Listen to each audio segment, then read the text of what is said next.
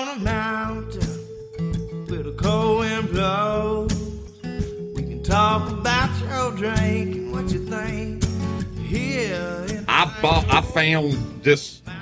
a motor that it's all plastic and it's all clear, but different color clear. But you have to build it. You have to put all the pistons in, the push rods, everything, and it'll run. What's that in our schools now? Acrylic motor? Yes. What's that in our schools? So you understand as you build it, and at 11 years old, he built it. You know, I mean, obviously it's got like a shop manual, just like if you're working on in a car. Yeah. But it's all clear. So you understand in your mind, you know, the pistons are like reddish, but they're clear. Yep. The blocks bluish, the heads, and it's the shop manual. It's the shop manual translated from Chinese, because that's the one that will kick your ass every time. Yeah. All of our stuff is Chinese anyway. Oh, timing, like why you have to have why if a timing chain breaks, how it blows your motor up, you know, and brilliant stuff. 11, 12 years old. Love it. He knows it. He can explain to you why at what time an exhaust valve has to open or a fuel valve has to open to push a piston. That's what needs to happen. That's a little bit more mechanic. That's not taught in shop classes now. I mean, come on, man. Because he'd look Billy in the eye and tell you, dude, that ain't right. You're doing it wrong. One right here too. So I know Billy's been recording and he's caught no expletives yet. So that's a miracle. Well done, Billy. Oh, sneaky bastard! I saw you do it this time. Well, sometimes you got to just jump. Well, you're sitting right beside me. Oh, absolutely! I saw them fingers doing the tapping. You sneaky, dirty bastard. What can you say? Well, ladies and gentlemen, I guess that's as good as a time as ever. Welcome back to the Appalachian Podcast, the #1 podcast in the German Baptist community. Off the bat. I'm your host, Billy Riddle. Bastard. Off the bat, Billy. With me is my co-host who has my two kids now calling a tractor trailer an effing lorry, and it's getting on my last freaking nerve. It's a rig or a tractor trailer. They'll be driving on the left before you know it. Trust me. No. This is a very, very, very special episode for everybody out there that's been kind of listening. As you heard from the intro, we're being joined once again by our buddy Amos Denton. He's always got some good stories for us, and big part of our crew here. Been a while. I think it's been a few episodes. Actually, he was on last week's for the 4th of July party, where we kind of just stood around and it was an ad lib kind of thing. And we tried to get a bunch of people to come on and talk for a few minutes, but you know, him and Caleb starting it off, they're 20 minutes right there. You know, I'm trying to keep it down to 5 or 10. And then the rain came, so everybody piled into the barn, so it made it extremely difficult to record. But I think we got our intended purpose. Hope that turned out good for everybody. If everyone went back and listened to it, that was a hell of a time. The party was great. I think everybody had a blast. And I guess before that, though, we hadn't seen Amos in quite a while. He's recovering from his transition surgery here recently. And if you can tell from his voice, it's a little... And if you can't tell, then the AI I'm working on hasn't really kicked in yet. I'm not doing the cough test. I am not doing it. I don't know what we're going to call this studio eventually, whoever buys us the cameras or whatever. But this will be our next studio. But the show is brought to you by Rife Technology, and we're going to explain to you why all that matters here very shortly. We're also joined by our good friend Chip Slate once again, being libertarian. He's he's every bit of...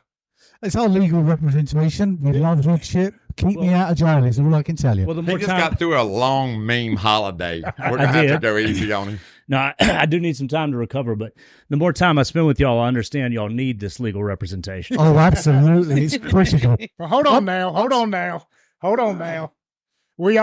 We took a bunch of hillbillies to Washington, D.C. back in February, and only one of us got carried out in an ambulance. And I don't believe it was the three on this side of the table. Yeah, we lost our legal representation fairly early on in that. If you don't remember something, it didn't happen, is the way I know. If it wasn't on camera, it didn't happen. That's exactly what I said. No face, no crime. What a fun weekend that was. And And I'm pretty sure, Chip, I know you've been speaking back and forth with the people there at Students for Liberty. They're planning on doing it in DC again next year. That's right. First week of February, I think first weekend, I guess, in February. So we'll be in looking DC at it, again. doing it once again, all over again. We're going to be up there. We're going to have Abe Lincoln. We're going to have General Cornwallis. The evidence is here. Wow. Haven't seen that since the night. I'm surprised you can remember. No, I remember it from that night. Well, since we don't have cameras yet, I'll just explain to everybody that this is one of the cups from the bar at the Grand Hyatt in downtown Washington, D.C. where Kentucky Mule. Yeah, we it's made a our Kentucky home. Mule. It's copper hammer stamped, and it's on a long-term lease from the hotel. I can't believe y'all. I cannot say any more than that without requiring legal representation. That's right. I think Is this what they call it? there's an ND. I believe so. All of y'all have signed ND. That's not the only one in this county. But yeah, so I'm guessing next year they're going to be doing it again in DC, which is good for us because we've already been reached out to about perhaps sitting on a panel next year and answering some questions about, I guess, what it's being meant to be in Appalachia and all this kind of stuff. So, hopefully we're looking at getting, our rooms and being Libertarians rooms comped, getting speaking engagements, all of us. And big shout out to Spike Cohen for all of that because Huge shouts out to Spike. and the guys at You Are the Power. He's been on fire this week with his comments about everything that's went down, which we're going to get into. But he's one of our good friends, and through this show, I kind of started out. I just wanted to tell some stories. I was like, man, there's a lot of cool people in this area, and once you start reaching out, if you can stick with it for a while, you'll get bigger and bigger and bigger. But it really didn't take us long. I mean, within 25 shows, I already had a NASCAR Hall of Famer and a Grammy Award-winning artist and a CMA-nominated artist. But being able to tell stories and bring people in Appalachia together and bring like-minded people together has been kind of the mission statement, especially since Simon had come on board. So Spike is one of those guys that, we invited him up here. And because of that, Chip came, it was the first weekend we'd met him. He came in from being Libertarian that weekend. I reached out to him and said, hey, look, we got Spike coming to town. So we met him.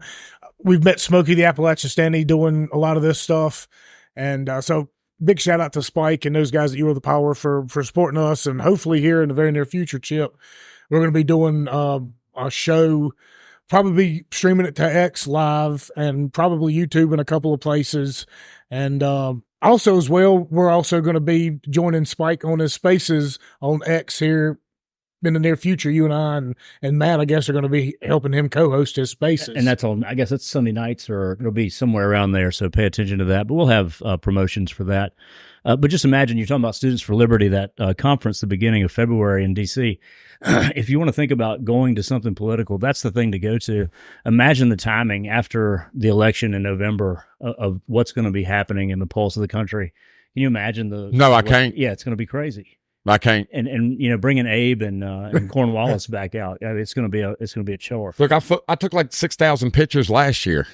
You did selfies with Abe. Oh yeah, I mean everywhere you go, every time you try and go outside and smoke a cigarette or something, everybody's coming up to Amos dressed like Lincoln, or they're wanting to tell him how shitty Lincoln was because it's a libertarian conference, obviously, or they're wanting to sit there and test him on his knowledge. And the man can recite the Gettysburg Address by memory, so they really didn't want to mess with him. He knows his history.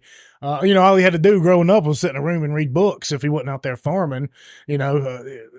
Which makes our foray into being the number one podcast in German Baptist community that even more special because they can't listen to these sort of things. I've had something hot off the press. But enough of them listen. Just recently, I was engaged by our good friend Greg Maxwell, and apparently Tim Kaine was in Rocky Mount this evening. And nobody bothered to inform us about this. Well, actually, Greg did. Greg did. He called me. It was definitely intentional. Well, of course it was. But Greg actually reached out and he says, Tim Kaine is here. Do you want to come down and have a chat? And I said, well, unfortunately, we're running a podcast show this evening. He goes, well, did you want to ask any questions? And, at this point, I thought, well, there's nothing more appropriate for Tim Kaine being the senator that my thoughts on senators being elected as opposed to being appointed. I wanted his viewpoint. And Greg very kindly said, I'm going to present that question. And his answer was loosely, it would be the will of the American people and the Constitution. And I'm looking at that as an open door to, we need to go back to appointing our senators rather than electing them. And that's straight out of Tim Kaine's mouth. Secondhand, arguably. But nonetheless, that's my little scoop for this evening. Carry on as you were. Excellent. Perfect. So, yeah, Students for Liberty, definitely come up there next year and join us. Last year was a blast. These two are the most popular people at the entire place, aside from Spike. I think Spike and these two were probably top three. Mm-hmm. Everybody wanted all their time. And, of course, on Sunday, if we left out of there, it was. Did you nice feel left out, Billy? No, I don't. I've told y'all time and time again, I'm a point guard. I'm a facilitator. I'm not the talent. I'm the brains. I put the things together. I know who goes well together. He had that mullet, though. He looked like Kenny Wayne Powers then. That's fine. That's fine. That's fine. It all worked out. Everybody worked out. You know, we had Base Backpack Kid on the show. If you want to go back and listen to that one, we had Spike on there, and then obviously the Topher Field show. I suggest everybody go back and listen to that one. Go to our website and everybody should look up Topher Field. Topher Field. I mean, the dude was. We get an Australian and a Brit. If you're willing to go to prison for that, to not get a jab, and you're a movie producer in a country, a prominent, you got balls. Yeah. Sorry. I think we're related still to this day. I mean, see this game. He just don't know it. Y'all were going toe-to-toe. I know that much. That was just hysterical. Yeah, go back and listen. The funniest thing, when he got done with that show, he gets off and says, are we done recording? I said, yeah. I said, we stopped. Where in the is Appalachia? I was like, that was hysterical. And he's playing here, my friend. He played the game. He played the game. You should look that guy up. Who is it? Topher Field. Topher Field. He's a film director, and he did the show in Australia. What was it?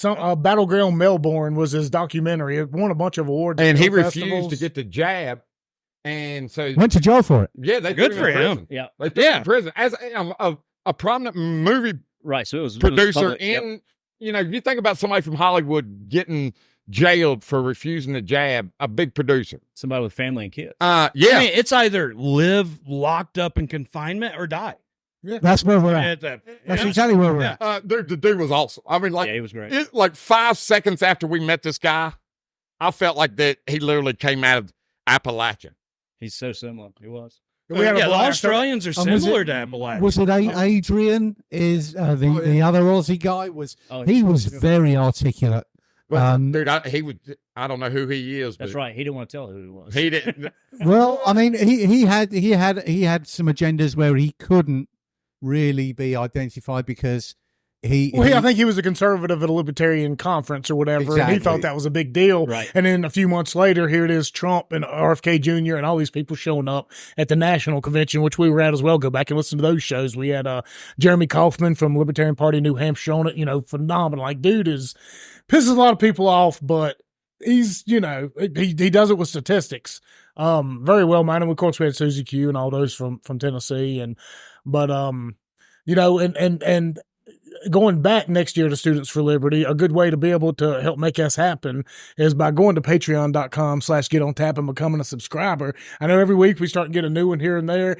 It's only $3 a month. Come on. I mean, look. You heard at the beginning of the show, we didn't play failed musician Josh Grice's music, so we're not in my house doing this show. We're up here at the Mountain Studios, and I know y'all will go out and watch him play his crappy music. You'll show up and you'll pay $7 a drink times 5. All we're asking for is $3 a month minimum to become a subscriber. You get shows early, you get after shows, and once we got some big stuff coming up down the pipe, and I can't imagine. I can't articulate or explain to you how big it was for us, and hopefully I will be able to explain some of it to y'all, some of the things that have come across my desk. So, by becoming a subscriber, you're helping get involved in that. And some of these shows here we got coming up in the near future, some of these events, our subscribers are going to have an opportunity to be able to be there, hang out, listen, or whatever. Big news out of Ferrum College, former Major League Baseball player Eric Owens and former Ferrum Paul Blair is now the head coach there.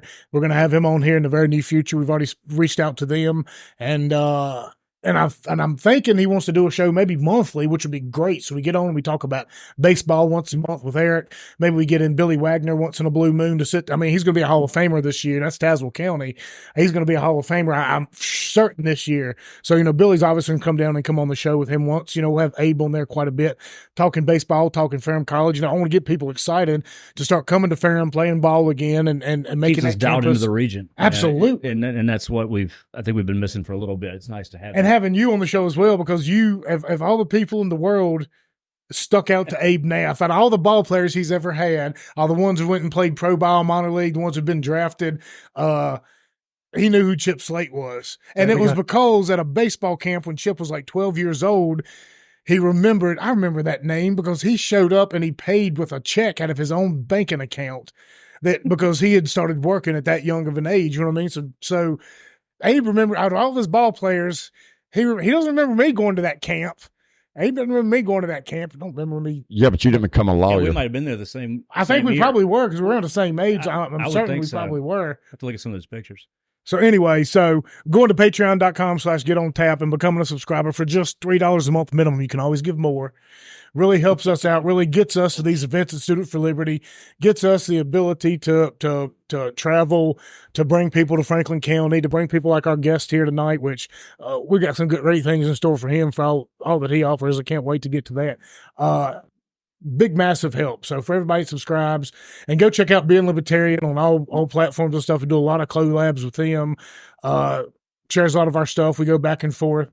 The memes have been great this week. We're going to get into that. God, I know our guest here tonight, we brought him up here and really want to talk about everything he's got going on, but it's going to be really hard not to talk about what happened this weekend, about what a pivotal moment. And following him here for a while on social media, I don't think he's going to be shy at all about chipping in because he does a pretty good job of pissing people off. We talked right first, and then we talked Trump second. Well, we'll have to. We're going to have to. And we'll have to talk that, since we are the number one podcast in the German Baptist community, we actually now have somebody with ties that's a vice presidential candidate. I'm going to look into this. J.D. Vance's original name was J.D. Bowman. And he was a Bowman. Where he's from in Ohio, that is almost all them Bowmans are German Baptists. He was a Bowman. Well, he's from Middleton, Kentucky. Yes. Too. Middleton, Ohio, and then his family was something Kentucky. That's where his roots. That's where Hillbilly Elegy came from. You sent me that, and I was like, dude, there is a damn good chance. Yeah, he took his grandfather's. Almost has the hair. He took his grandfather's last name, but his original last name is a Bowman. So we might have a German Baptist bloodline in the White House, along with the first time it's ever been a Marine. That puts us automatically in charge of the press, I would think. I think so. I think so. And there's no reason he shouldn't come on this podcast. My grandma Sink was a Bowman. Her family owned massive plantation, where the 581-81 interchange. That's all in the middle of their huge plantation. A plantation, huh? Farm. Whatever you want to call it. That changed quick. Who was working? Peddling already. Who was working on that plantation? I'm pretty sure whoever was working. Volunteers. Volunteers. But all of Grandma's family is from Ohio. Bowman's from the Ohio, Kentucky. The middle part of Ohio. Yes. Yes. Mm-hmm. Yeah, he is definitely. Now, his dad was probably probably one of the more Montgomerys, but dude, I have a huge ancestry. I was gonna say there are records out there for that. Oh, they're German Baptists. They don't watch TVs. That's what they do. That's what I said. Yeah, it'll happen. They have for sure impeccable family records. Well, somebody will get to the bottom of it in no time. So. Well, I don't think there's any reason we can't get him on the show at some point in time. The fact remains he's an Appalachian. He is. He's got Appalachian lineage, and we got Chip to be able to reach out to these people. That's a great part about him as being a part of our team. I hit up people like, who the F are you? You've only got, 15,000 here, 10,000 there. But when Chip hits them up, he's like, oh, you got 250,000, 300,000. Yeah. They pay attention to us a little bit. So. Yeah. So I'm hoping, we got Massey and J.D. Vance and Rand Paul and all those guys. We're going to prostitute you, Chip. Please. There we go. That's what I'm here for. Love it. All right, so let's get to our guest today. If you follow us on X quite a bit, you've seen me and him go back and forth quite a bit. And like all great friendships here of the 21st century, we met online. Like Smokey, like Chip, a bunch of these guys. And Matthew Rife has an incredible story here to tell, so we're going to tell it. And thank you so much for joining and chipping in and making the drive up here. I know it because my wife is from your hometown. So Yeah, great drive. I want to ride the Harley up here. I definitely do. dude. I was worried about coming up. I was like, man, I'm going to be the most Yankeest sounding person on. And then I forgot Simon was here. Huh? And The original Yankee. Super Yankee. It's a fake accent. Trust me. That's right. We've got It's I'm a fraud. I'm a fraud. Yeah, I'm a fraud. And the reason I think this show is so special is because since we've started this show and we've been going on, we have started adding people to our team, on different levels. Chip has become a phenomenal part. Smokey the Appalachistani up there in Floyd County, holding things down. We got Spike on our team now, and I think Matthew is going to make a final addition to this because we're starting to bring together people in Appalachia who are doing good things, and we're starting to bring the image back. Who give a shit and are starting to bring the image back. That's right. You know what I mean? Like we've been shit on for so long, and now we have people doing good things. So this show and the people we're bringing together are a good. What's the word I'm looking for? Well, you used to have the communities around that would sort of act as your network. And now, it's sort of changed. Everything's gone digital. You don't have the communities you used to have anymore. And so I think we're sort of having a revival of sorts of that kind of thing where we're all getting back together. I mean, well, Appalachia's always been like the heart blood of America, just hidden away. Mm-hmm. It's the forgotten part of America. It's the part that got hit hardest by the opiate epidemic with Oxycontin, all this stuff. And, now that the internet's here, keep on exposing those roots and that culture, spread it to other people. People are interested in it. It does. And even Appalachia was trending number 7 on Twitter yesterday. Did you see that? Yeah, I saw Was that. it really? And what made that happen? I can't think of any. I guess maybe JD Vance, maybe? Yeah. Did it. That's what did it. JD said that's going to bump everything up around. Which is a good thing, Oh, it's great. Which was it JFK that was trying to bring, he's like, the forgotten part of America, going to bring infrastructure to this area. Then he got assassinated. That's right. Okay. Oh, sorry. Oh, what? Did I say that out loud? I don't care. Well, there are a lot of people in the Appalachian region who have great stories to tell. And the fact that we're starting to build a little coalition here of people that have influence in this modern age. I mean, let's just be realistic. Social media is where it happens. I know Matthew's got a phenomenal following. Chip, you got a great following. We're getting there. And part of that's just bringing people together and letting people know, you know what? This is a great place worth fighting for. You know what I mean? Like when you look back through history, and we got to do a show about this at some point down there in the near future, the Over Mountain men, the state of Franklin, down there in East Tennessee and Western Carolina, those men were like, I just want to be bothered by this nonsense. I don't want to be messed with. Just leave me alone. We're going to do our thing down here. Well, they had a spine and they stood up. And that's what's lacking right now. Quite when frankly. you look at more recent times, you look at the guys down in Athens, Tennessee, who overthrew their entire town government, World War II veterans who just got back home and like, we're not dealing with this stuff. You got the coal mines down the Blair Mountain, or was it Blair Mountain? Battle of Blair Mountain, I think. Yeah, they send in the government, the feds, soldiers to go suppress coal miners who were, standing up for themselves. But they stood up. They went toe to toe with the federal government. Here in Franklin County are bootleggers who went toe to toe with APC agents, federal agents. Rebellion is in our blood. And I think we're starting to piece together a great, and I think Matthew's going to fit right into that. I mean, that's how we began too. Yeah. Most people here are Scot-Irish or German descent. Yep, very much so. And, they came here to the Appalachians. They said, we're just going to stay here. Everybody else went out west. People just kicked it here. We still have flat footing. We still have the spoons. Mm-hmm. Yeah, we still have all the good stuff from Scot-Irish people. Well, the good news about that as well is that when the French Canadians came down, the Appalachian folks decided that the French were going to be put in the swamps of Louisiana, and I embrace that. So you wanted them all concentrated as well? Oh, absolutely. Just get them down in the swamps, the damn French. Well, and then down in the swamps where it's hot and muggy and humid with a bunch of gators and mosquitoes the size of your fist, and then the rest of them up in Quebec where it's miserably cold. Yeah. The mosquito is the state bird of Louisiana. There's no question about it. I've lived there for a long while. All right. So since we got Heather in here now, hello, Simon's lovely wife who puts up with our nonsense and allows him to stick out a little bit extra time every now and then for our longer shows.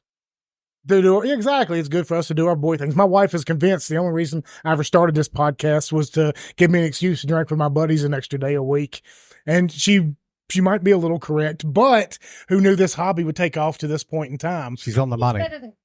It is, and it's more influential and stuff. So while we're here, we're going to get into what Matthew does real quick. So before we do that, I got some over there I'm going to come bring you. This was a gift from him to you all, and I'm going to let him explain everything about it. So give me 1 second over here, because I hadn't showed him yet. You gave it to me on. Oh yeah, I know. You've seen it. I haven't even you don't seen know it. anything about it. I know very little. You know what it is?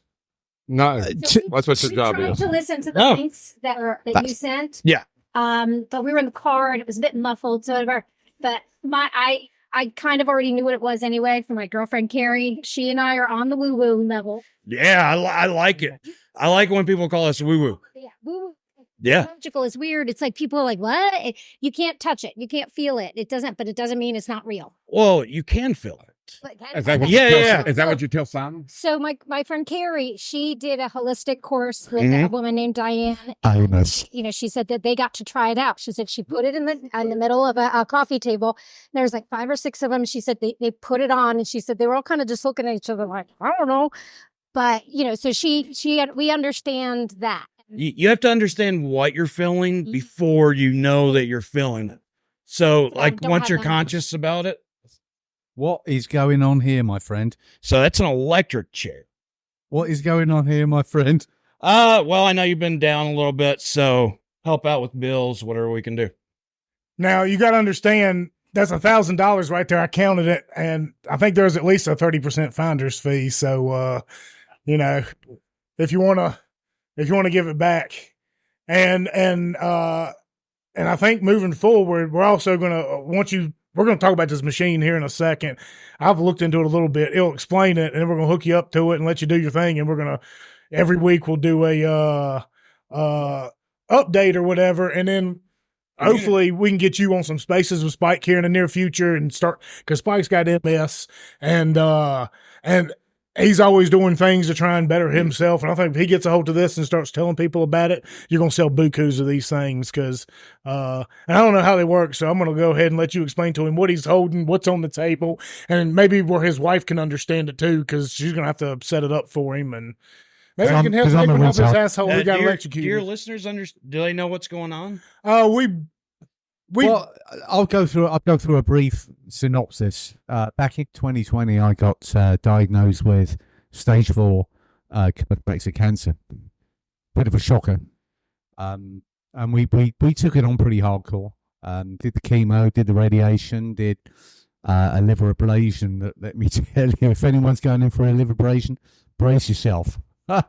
It was uncomfortable. Radiation treatment, it wasn't great. So these damn tables would, and everything works out pretty well at the time of that treatment. So I was given an all clear 3 years ago. This last, let me see, where are we now? Was it April? I got the call back. I was being regularly checked every quarter with MRIs, CT scans, sigmoidoscopies. And if anyone doesn't know what a sigmoidoscopy is, it's a camera shoved up your bum. And there's no nice way of putting it. And my request every time they did it, which I found very amusing, was I was asking that they use an endoscopy camera, which is the camera that they put down your throat, because it's smaller. So I was hoping that they would use an endoscopy camera shoving it up my backside. And I was prepared to swear on oath that the next person receiving the endoscopy, I would never tell them that camera went up my backside. So that was, and everything was going swimmingly well. As I say, until about April, they said, "Oh, come back. We've got something that we need to look at again." So close. And I thought, I nearly made the 5 years. The 5 years, you go from a lowercase remission to an uppercase remission. And unfortunately that didn't happen. So, and he was feeling good. I was feeling fantastic. I've never felt better. Energy's back. I thought I had it. Sadly, that's not the case. So they called it early enough. I have another lesion in that colorectal area, and a very small nodule on my lungs. So it means a stage 4 diagnosis. However, because it was for very early, the prognosis is actually fairly good. So I've gone through. I'm still going through some chemo that's targeted chemo with the genetic tests that they've done. The chemo this time actually sucks because the side effects are not as pleasant. Let's see if I can call chemo side effects pleasant from the last treatment I had 4 years ago. So we're going through that whole chemo process with a positive attitude. I'm gonna beat the shit out of this again. I've done it once, I'll do it again. But we've been able to, and with so much support from Heather, with the stick approach to how we don't feed the cancer, and this falls into that holistic methodology, because I've got a certain amount of cynicism about the Rockefeller approach, the medical machine. Yeah, it's allopathic medical system. Yeah, the pharmacy machine. It is. But I don't want to slate it at the moment, because we went up to. But firstly, I have been treated by Blue Ridge Cancer Care, and they've been very good with the treatment that I had, but the care afterwards was lacking. So I wasn't. What they know, but they don't know beyond that. Yeah. So you've got an oncologist that's giving you radiation, giving you chemo, and that is there. They've got the data points, they've got the double-blind tests that support all of this, and that's okay. But when you have a bit of cynicism about the medical industry, you have to question some of it, and the fact that they're not promoting holistic and herbal and all these alternative approaches to good health, because what you put in your pie hole is what you get out of it. Is a simple truth of the matter. And if you're feeding cancer with sugars and GMO processed food, you at that point you're actually countering the medical profession's approach, but they're not telling you about this. You're altering the natural process instead of enhancing. Exactly. Using something to enhance the actual natural healing process. And I think this is where you are jumping that trend. Yeah, this is where we're going in, back supporting natural versus synthetic. That's where we need to be. That. Yeah. And, so, this is the most, Rife Technology is happy to donate the Rife machine and $1,000. And this is for all the listeners too, because this is the most toxic example of support what you like or it'll go away, and it'll go away quickly. So what this is, it's vortex torsion technology, and it's electromagnetic field, wave field generator. So my great uncle come up with this back in the 1920s. The AMA sponsored the Rockefellers and my uncle, and the AMA ended up going with the Rockefellers because they found out they can make medications out of petroleum, and then those medications cause side effects. And guess what? You can make medications for those side effects that'll cause other side effects. Now, your great uncle as well also was very well connected to Tesla. Yeah, so back in that day, scientists worked together. They all did. Yeah, they did, all across the world, and they had more humanity in mind. Everything Thomas Edison took credit for, he didn't invent. That's what invented. That's money, and the love of money is the root of all evil. It was doggy dog. Yeah. Well, it's not doggy dog. It's however you can get the money. It's not about survival. This is about greed. So they're looking the root of all evil. Yeah, the love of money is the root of all evil. If it was just about survival, that would be doggy. But this is something beyond that. This is like over unity. This is above and beyond, taking more than what you deserve, taken from others. Yep. So, but going back into this, your body needs negative ionization, right? And you're supposed to have around negative 70 millivolts per cell. And you don't have that. None of us do. None of us in here have this. We have a bunch of radio signals. We got cell phones. And that's what that has reduced what we should be able to. We have radiation going all amongst us that's destroying our natural state. Sure. I mean, look at the state of farms. How's your farm doing? Since they brought in 4G, 5G, 3G, whatever. Has it been declining? Our bees. When they turned on the tower? 2 days later, our bees were gone. Yeah, because that's synthetic stuff and it's not natural. Well, but plants, their DNA doesn't change. Ours can. We can adapt a little bit, right? And we've been adapting for millennia. Oh, yeah, absolutely. But plants can't. No. So, all the radio waves and everything, they're hurting our plants. I don't know if bees can adapt. I don't know, but I know plants cannot. You take seeds from 100 years ago and you take heirloom seeds from today, that's going to be the same genetic makeup. But it's the difference in humans a little bit. So what we're doing, are you going through chemo right now? I'm doing it right now. Okay, good. Because now you're reminded of what those symptoms and what those after effects are. Yeah. And those are going to go away with this. You won't have, you'll wake up the next day and you'll be like, I'm ready to mow the yard. Right on. So you're going to feel I can't wait to report all of this. Yeah, it's going to happen instantaneously, too. If we set it up tonight, you're going to sleep like a baby. You're going to sleep like you have it since you was 5 years old. Wow. Or the last full blown. Probably better. I was thinking of a different blunt. Sorry.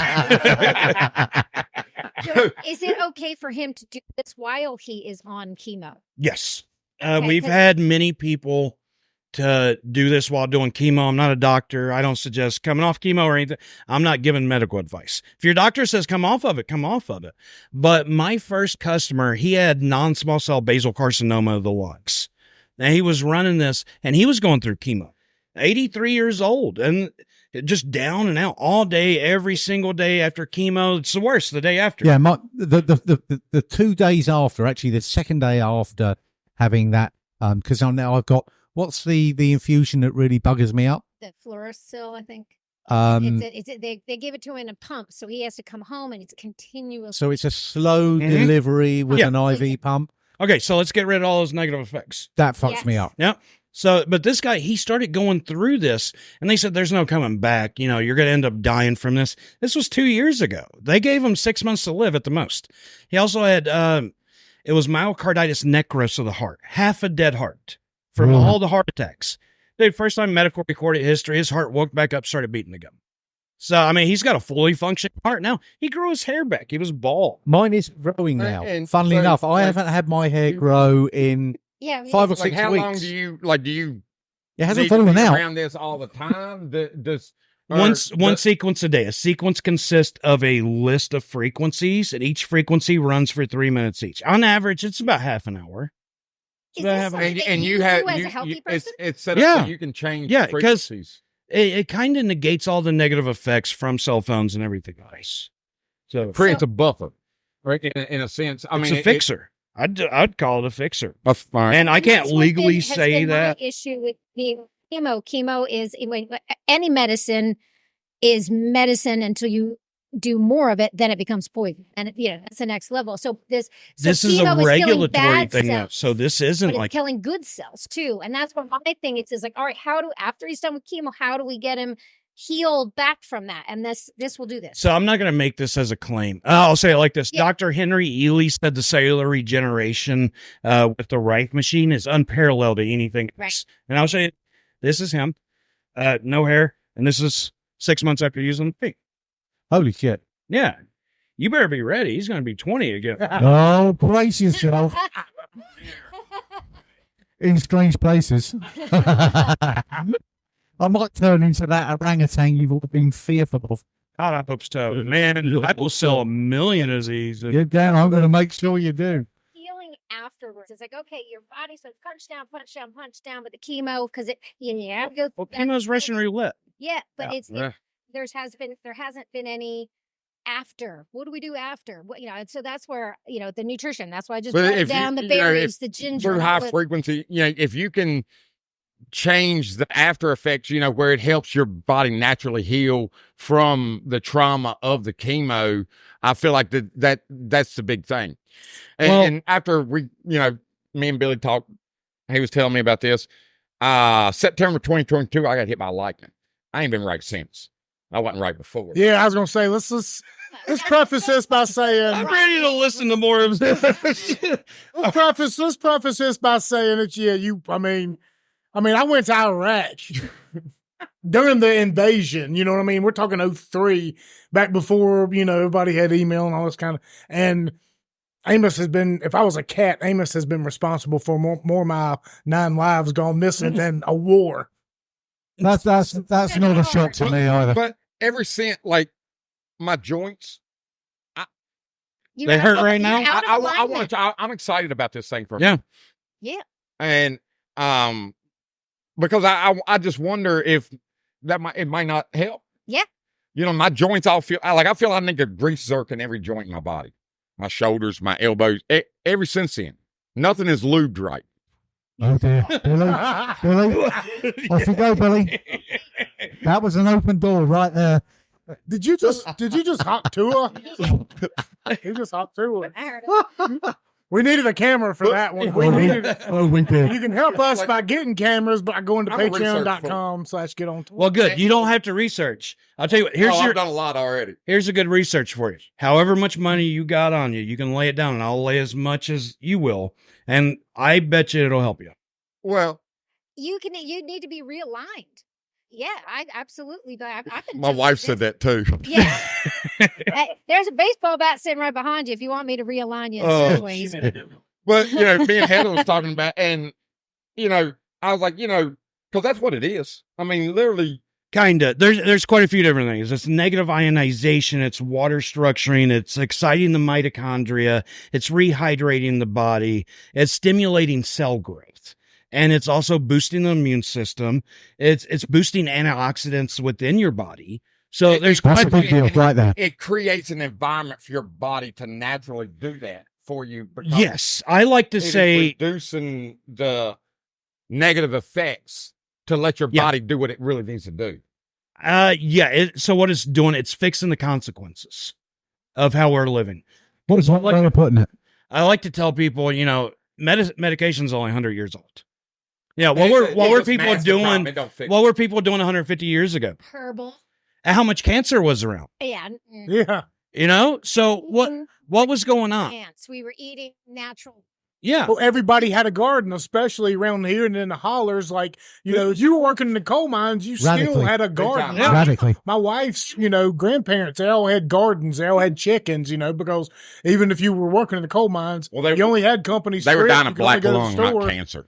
Well, another thing is rub a little dirt on it. And nobody does that. Nobody does it anymore. It's wipe away. I still do, and it drives my bacteria. wife insane when I do it. I rub dirt on it. Yeah.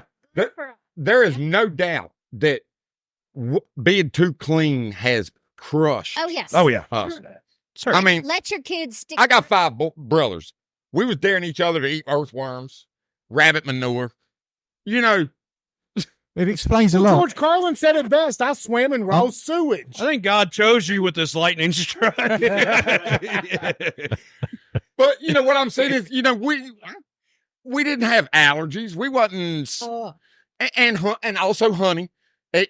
Everybody used to use honey as sweetener, and it completely changes. I mean, local honey will change everything about my buddy. Yeah. I mean, my buddy James had like microdosing on an inhaler and everything. I started getting him honey from his neighbor. He don't have an inhaler because that is an inhaler. Eating honey on your toast in the morning is an inhaler. Yep. Yeah. It's antimicrobial, antibacterial. It doesn't go bad. But I mean, I like my microwave. I like my refrigerator. No, get rid of it. But if I can find somebody that can create something to help me to, carbon neutral it like Taylor Swift with her plane, dude. That's what I'm good with that. As a farmer, you're sitting there nuking all of the nutrients out of your food. With a microwave, I'm anti-microwave. I try and cook stuff on the stove or in the toaster oven as often as I can. We've transferred to an iron skillet, and that's all I cook shit in right now. Take an iron, get your zinc levels up, right? And I saw somebody did like a sign. Now, obviously, take it for what it's worth as internet, but they microwaved water and they put natural water and plants side by side for a week. And the microwave water, the plants died because the microwave kills all the nutrients. It kills everything. And that's no different than pasteurized milk. Yeah. Don't even go there. Because pasteurized milk is toxic to the human body. It's sugar water. The only reason you can buy milk and drink it, it's if you even on the label, it says pasteurized and fortified. So they pasteurize it. They take everything that if pasteurized non-fortified will kill you. But then they refortify it with vitamin A, vitamin D. That's the only way you can drink that milk. So they're taking all the nutrients out and putting them back out. Yes. Yeah, synthetic. Synthetic is the problem. Synthetic. We're not synthetic. No, that's that was something we were speaking about exactly that. Our bodies naturally are able to eat plants, eat meat, even any of these things. Yeah. But if you take chemicals, your body goes, what the heck is that? If your body doesn't know what to do with it, and then it puts it into a tizzy and it makes it wrong. It'll cause cancer too, because cancer isn't trying to kill you; it's trying to save your life. Yeah, it's trying to kill the bad stuff. Yeah, it doesn't know. It can't kill your body; can't kill it, so it encompasses it. As that. Yeah, behavior. Yeah. I'm intrigued by this machine. I'm also intrigued about the resistance that you're getting from the powers that be that will detest I'm absolute concept of the curing abilities of this machine against big pharma, the medical industry, and so forth. So you are on an uphill struggle. It's been passed down to your family. How did you pick this back up and be able to run with it and not be shunned? So I've studied Royals notes all my life, even his journals, everything. And I was always told, don't mess with it. Don't mess with it. 2020 happened. I was like, man, this is amazing. Let this federal government stick their hands into the medical system, because I know they jack everything up. And they shined a spotlight right on the allopathic medical system. People started seeing, there's an allotted amount of loss. Oh, wait a minute, look at this. And, these are the same people doing this. They shined a spotlight to where they showed all of their sins. Yeah. And now people are seeing it. They got vaccinated. They're like, wait, I got vaccinated with mRNA, and now I'm starting to have heart issues. But guess what? There's an mRNA shot for heart issues, for inflammation of the heart. Oh, 2020. Yeah, again, the pandemic, it did. It seemed awful, and we all felt it in every way. I thought it's not bothering us, but it did. It bothered everybody. But a friend of mine just recently said, she goes, I think that really, people wake up. I was like, yeah, you think? Everybody is waking up. But they're still punting the COVID shot and booster.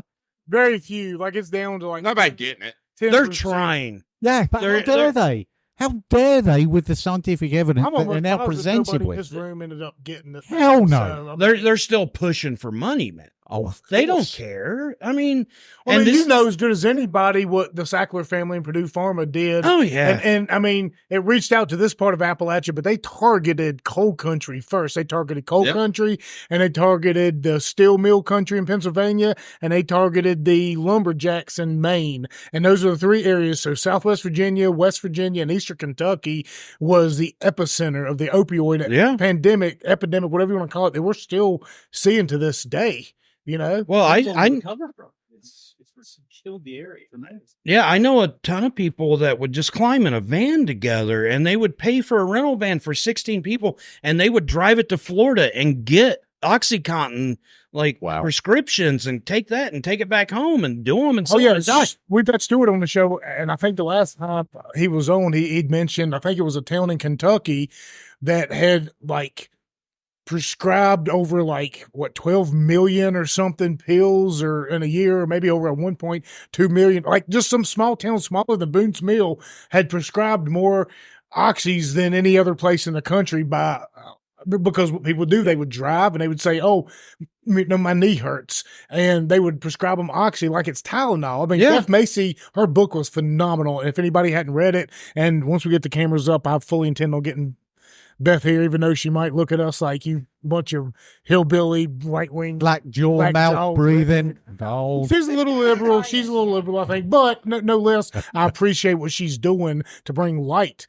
Because there's just a couple of federal prosecutors in Abingdon that decided to go against the biggest pharmaceutical company in the country, and they did fairly a good job, all things considered. But her reporting on it is phenomenal, and just what they've done, and how we see it reverberate across the country now. Now it's to the point to where people are going to fentanyl because they need to get that high that they can't get from opioids anymore because the freaking federal government allowed them to overprescribe it. And now they're pulling it all the way back. And now when you actually do need something like that, it makes it extremely difficult to get. That's a cycle. Bastards. They always loosen up the regulations and allow doctors to give these prescriptions, get people hooked on it. Then they cut them off.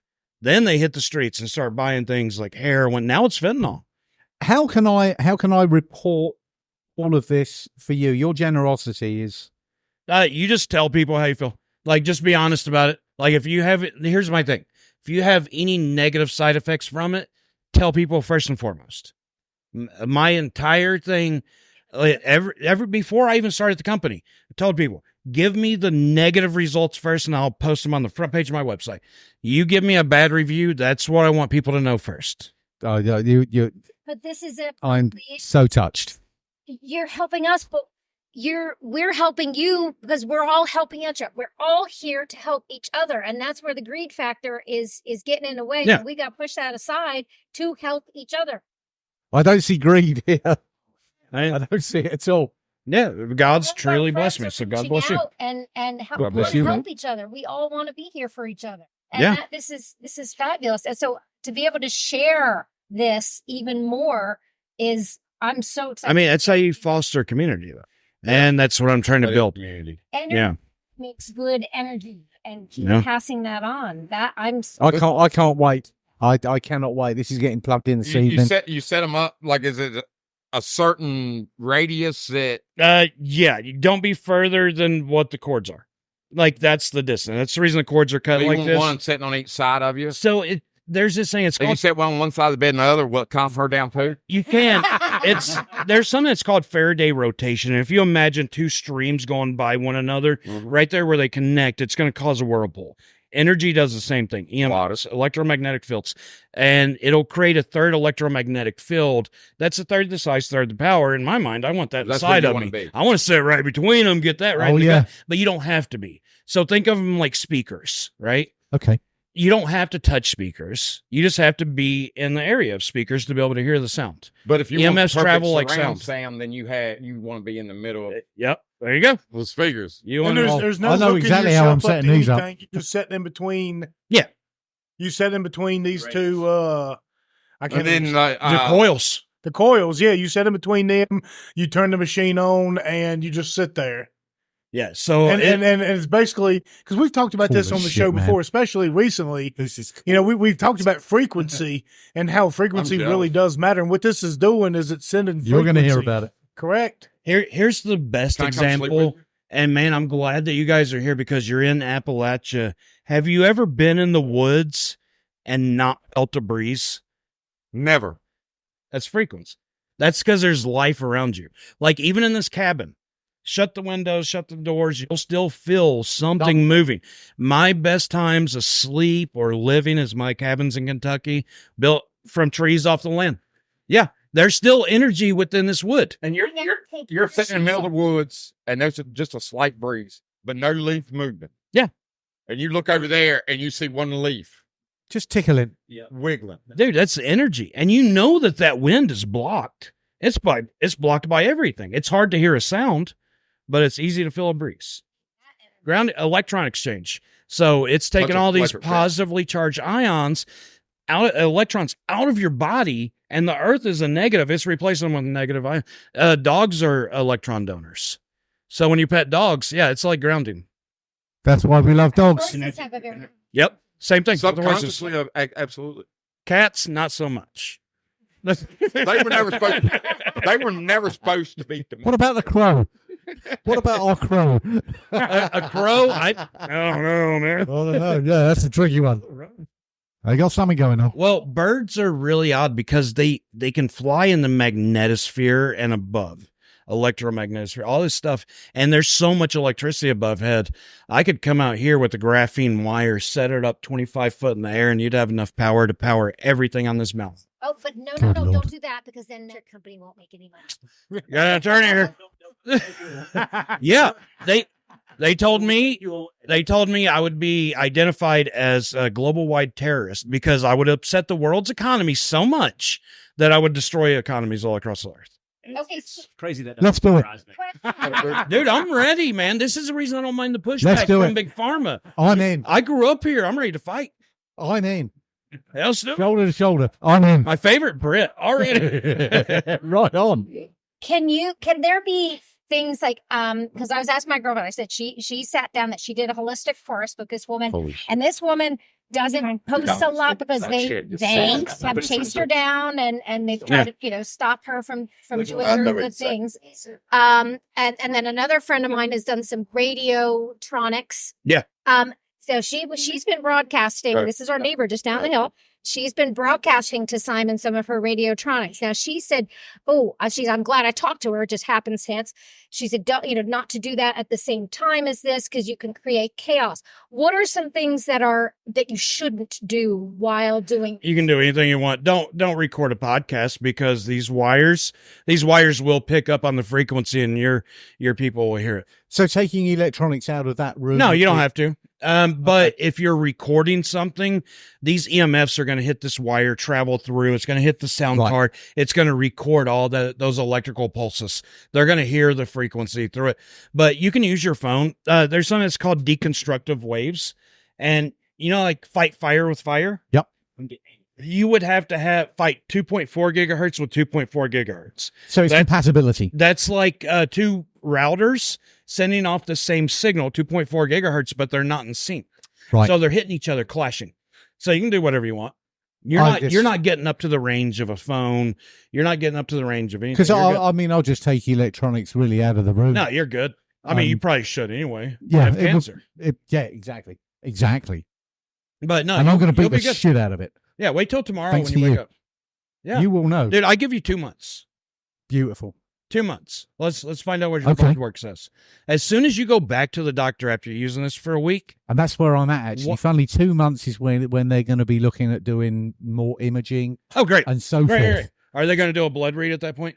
Oh yeah, they are. Good. Then they're going to say, what the hell happened to you? I think we'll have a gentleman's agreement, right? Watch this. This will be a gentleman's agreement. When they say, "How did that cancer go?"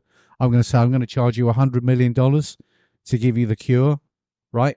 To which they will say, "Absolutely no way, but we'll give you $100 million to shut the fuck up. I'll give you $50 million." I don't want 50 million. I'll tell you what, take my 50 million, do what my grandfather used to do. Just say prayer works and walk out. Prayer does. Absolutely. Yep. But I intend on shafting the medical. I mean, I'm doing that. So just join in with me. Oh, absolutely. Yeah.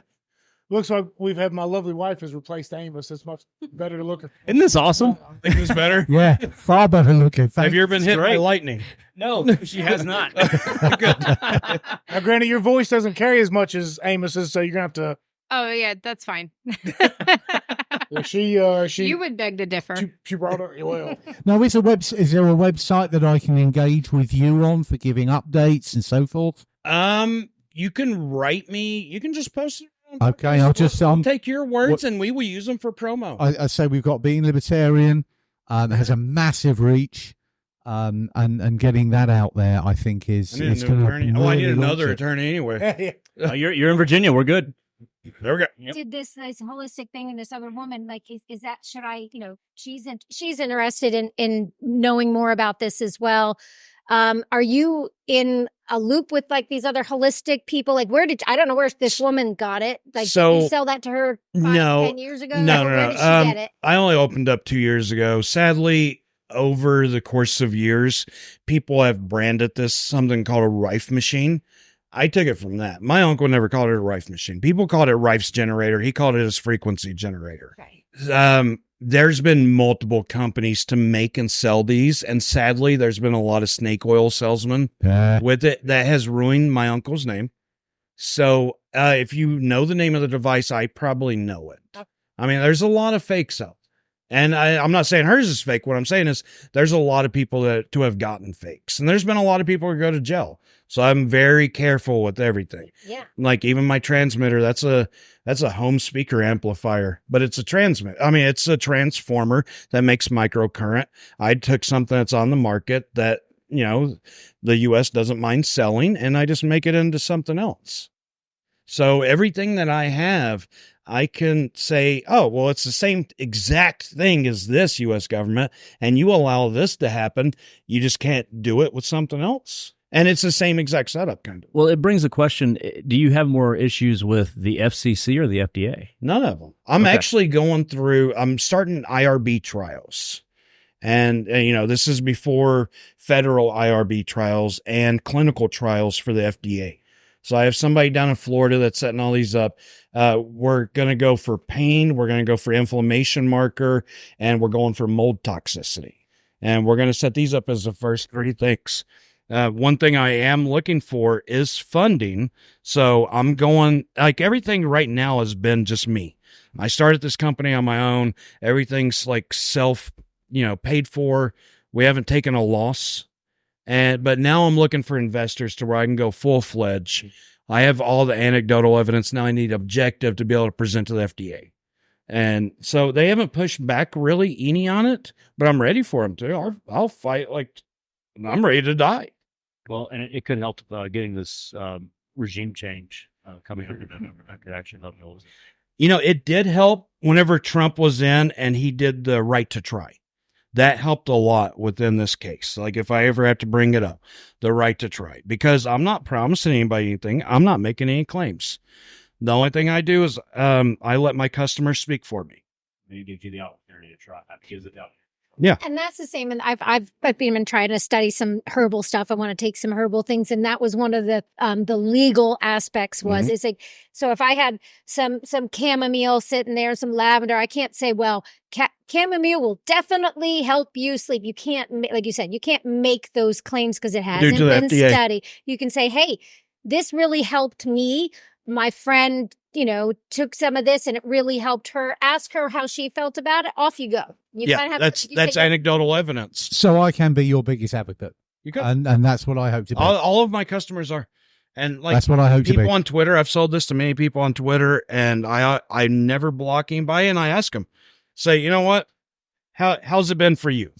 And when people ask, hey, what can this do for me? I'm like, ask my customers, and I retweet them, say, hey, what can you guys help this guy out?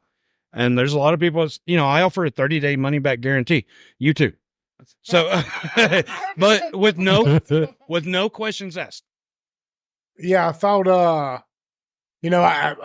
think, when I went down and met you here, I guess it was on Saturday afternoon, you showed me some of the testimonials and stuff. You showed me some of the videos and stuff. And I didn't need any evidence ahead of time. You know what I mean? Like, you're a sneaky bastard, Billy. You've done this. You've done this behind my back, and bless you for it.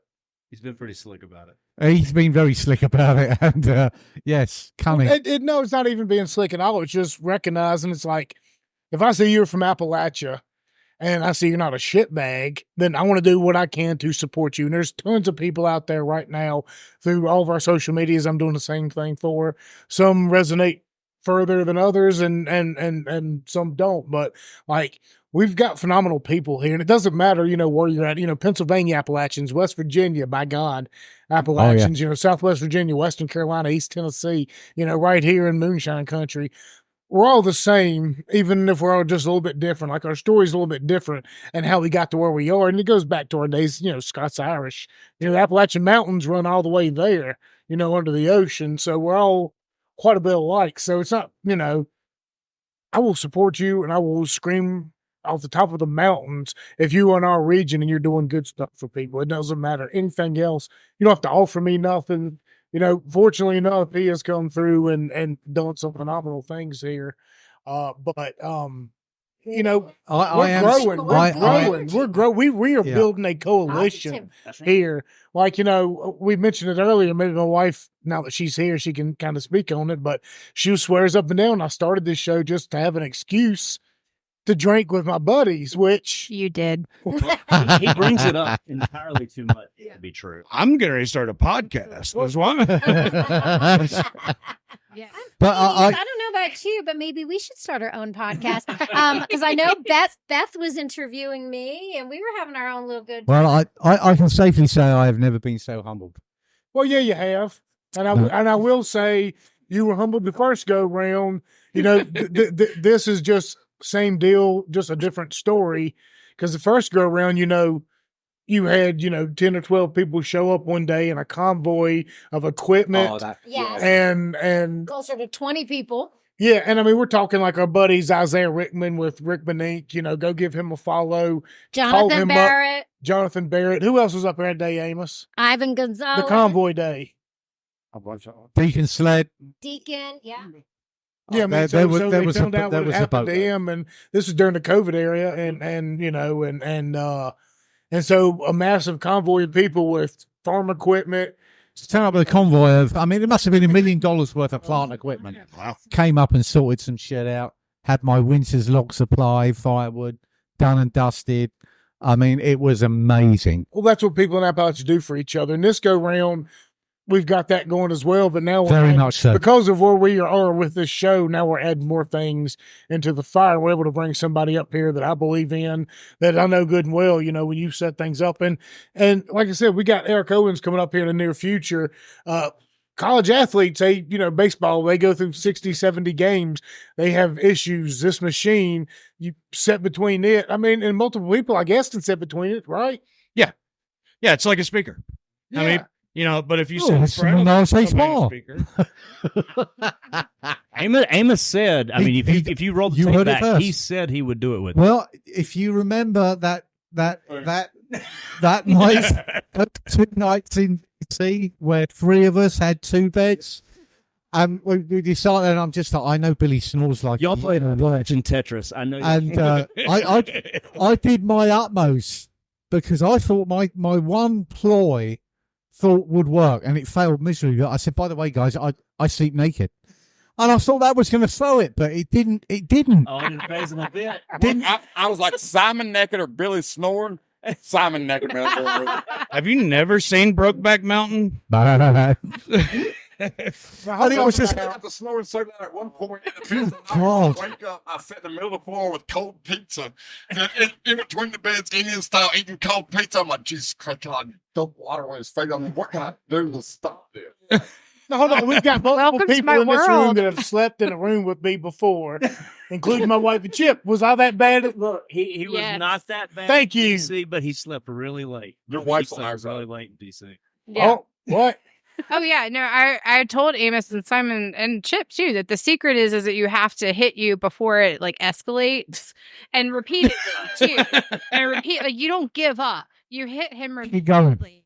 I like that. Okay, Is this called incitement? I've robbed this, and we have witnesses. Oh, I love it. A remote. Right, do that. I got one. I'm for you. serious. I'm bringing that back. Start with the electric, then go to the beat. Yeah. Look, all I'm saying is conditions were all the same for the first go round to DC and the second go round, which it takes a lot of convincing to get her to be like, sure, you can go up to Washington, D.C. with your buddies, where you're probably, guilty of 7 felonies just by crossing into the district. Sure, Yeah, I think we were with what I we were trust you. carrying. I trust you. It takes a lot. Don't. I'm going to secretly build all of you tasers and just see what happens. Well, like when Billy's asleep, like when he's in that deep sleep, you could tase him probably, and he'd just go, and he'd roll over. Not with my taser. Yeah. It's going to be drooling blood. We didn't know Kit was in the hospital. That was an empty room. We're going to dump it. It was was vacant vacant the the whole night. You could have just dumped me in Chip's room, and he would have showed up at 4 o'clock in the morning, or whatever he That's what I finally did. Yeah. got. And that's a good. And what a city too. What a city for them to be like, we're just going to take care of all your bills at the hotel because they don't want a lawsuit. want to deal with it in the interim. They're like, Because they did feed you after all. It worries me that they saw more than I remember. Ah, how DC works. I mean, that bartender kept. We're not quite sure what happened there, really, because this could be ammunition. Just like, well, we have an attorney, we have a libertarian attorney, a famous libertarian attorney. We need some. well, look, hey, we got all 4 of Evidence. us in here right now. Amos, Simon, myself. I believe you may have been compromised, Chip. All of our wives.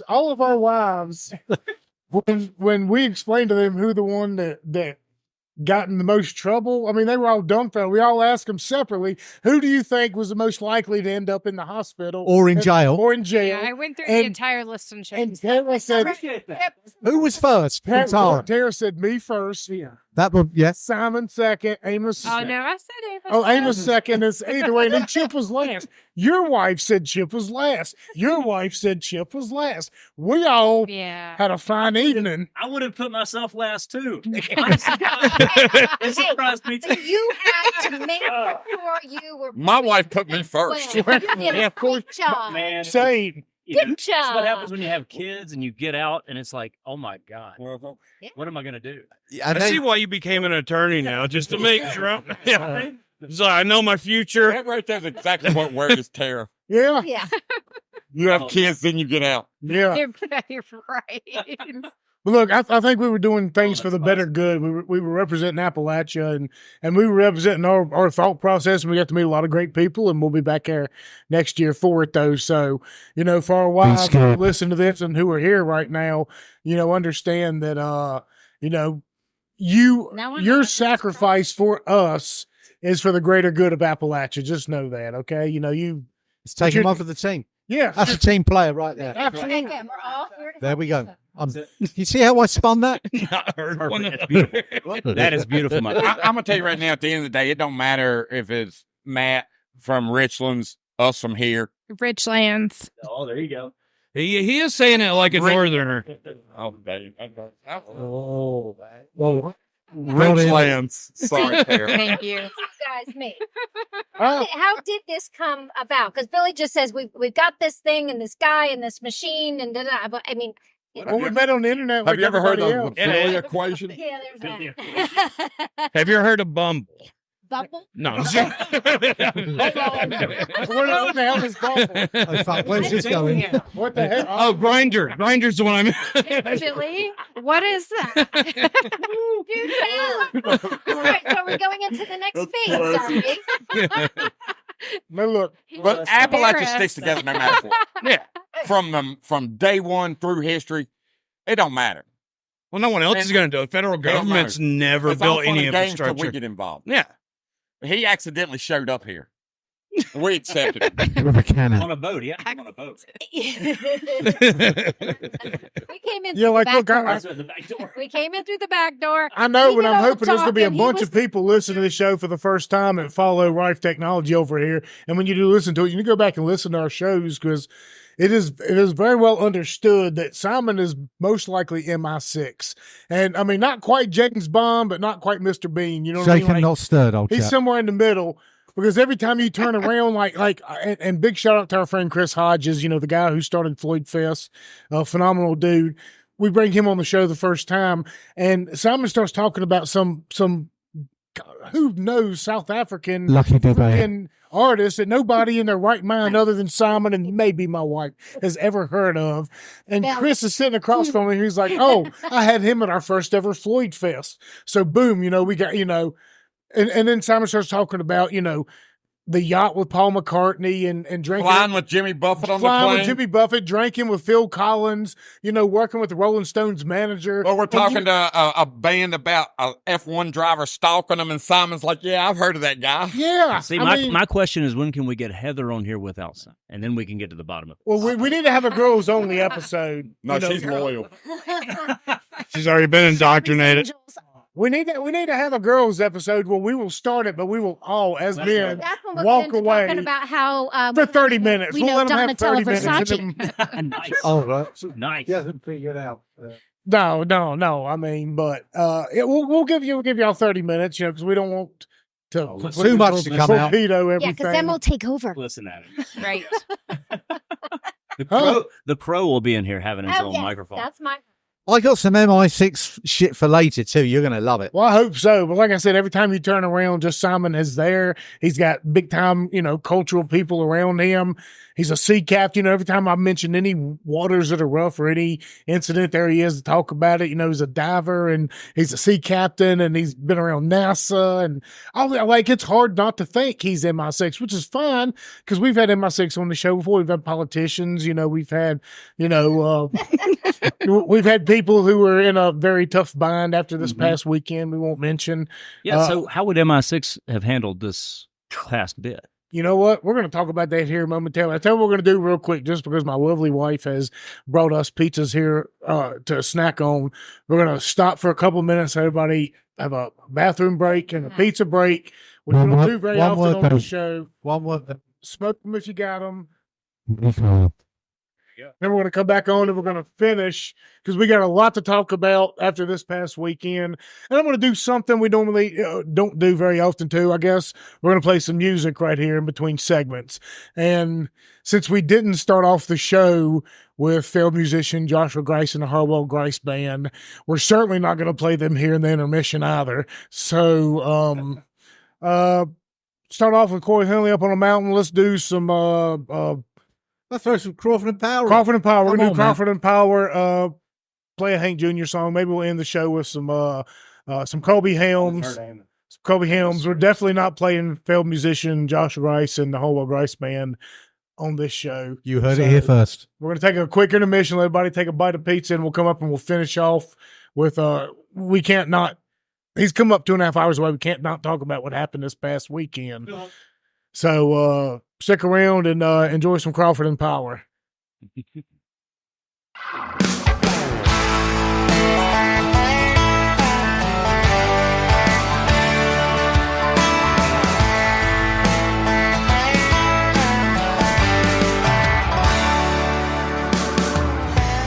Ready to the bottom of the bottle before I put that Willie Nelson record on.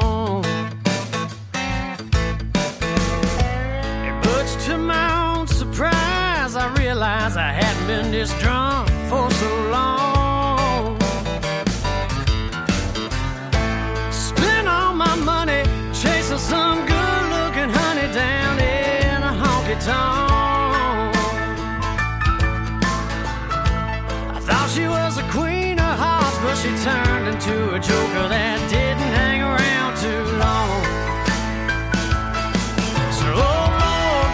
If you're up there smiling down on me, I don't ask for much, I only take just what I need.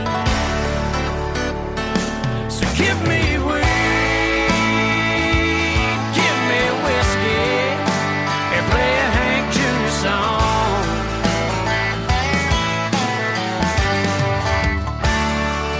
Give me weed,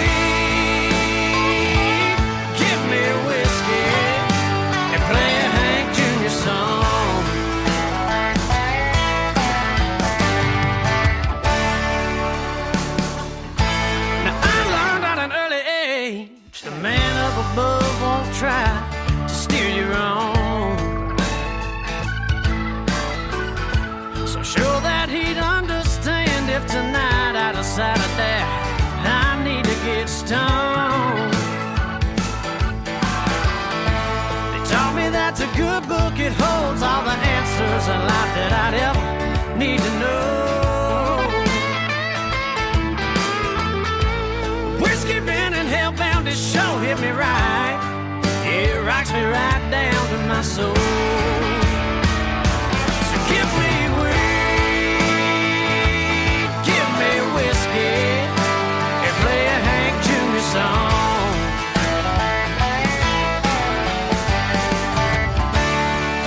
Give me weed, give me whiskey, and play a Hank Jr. song.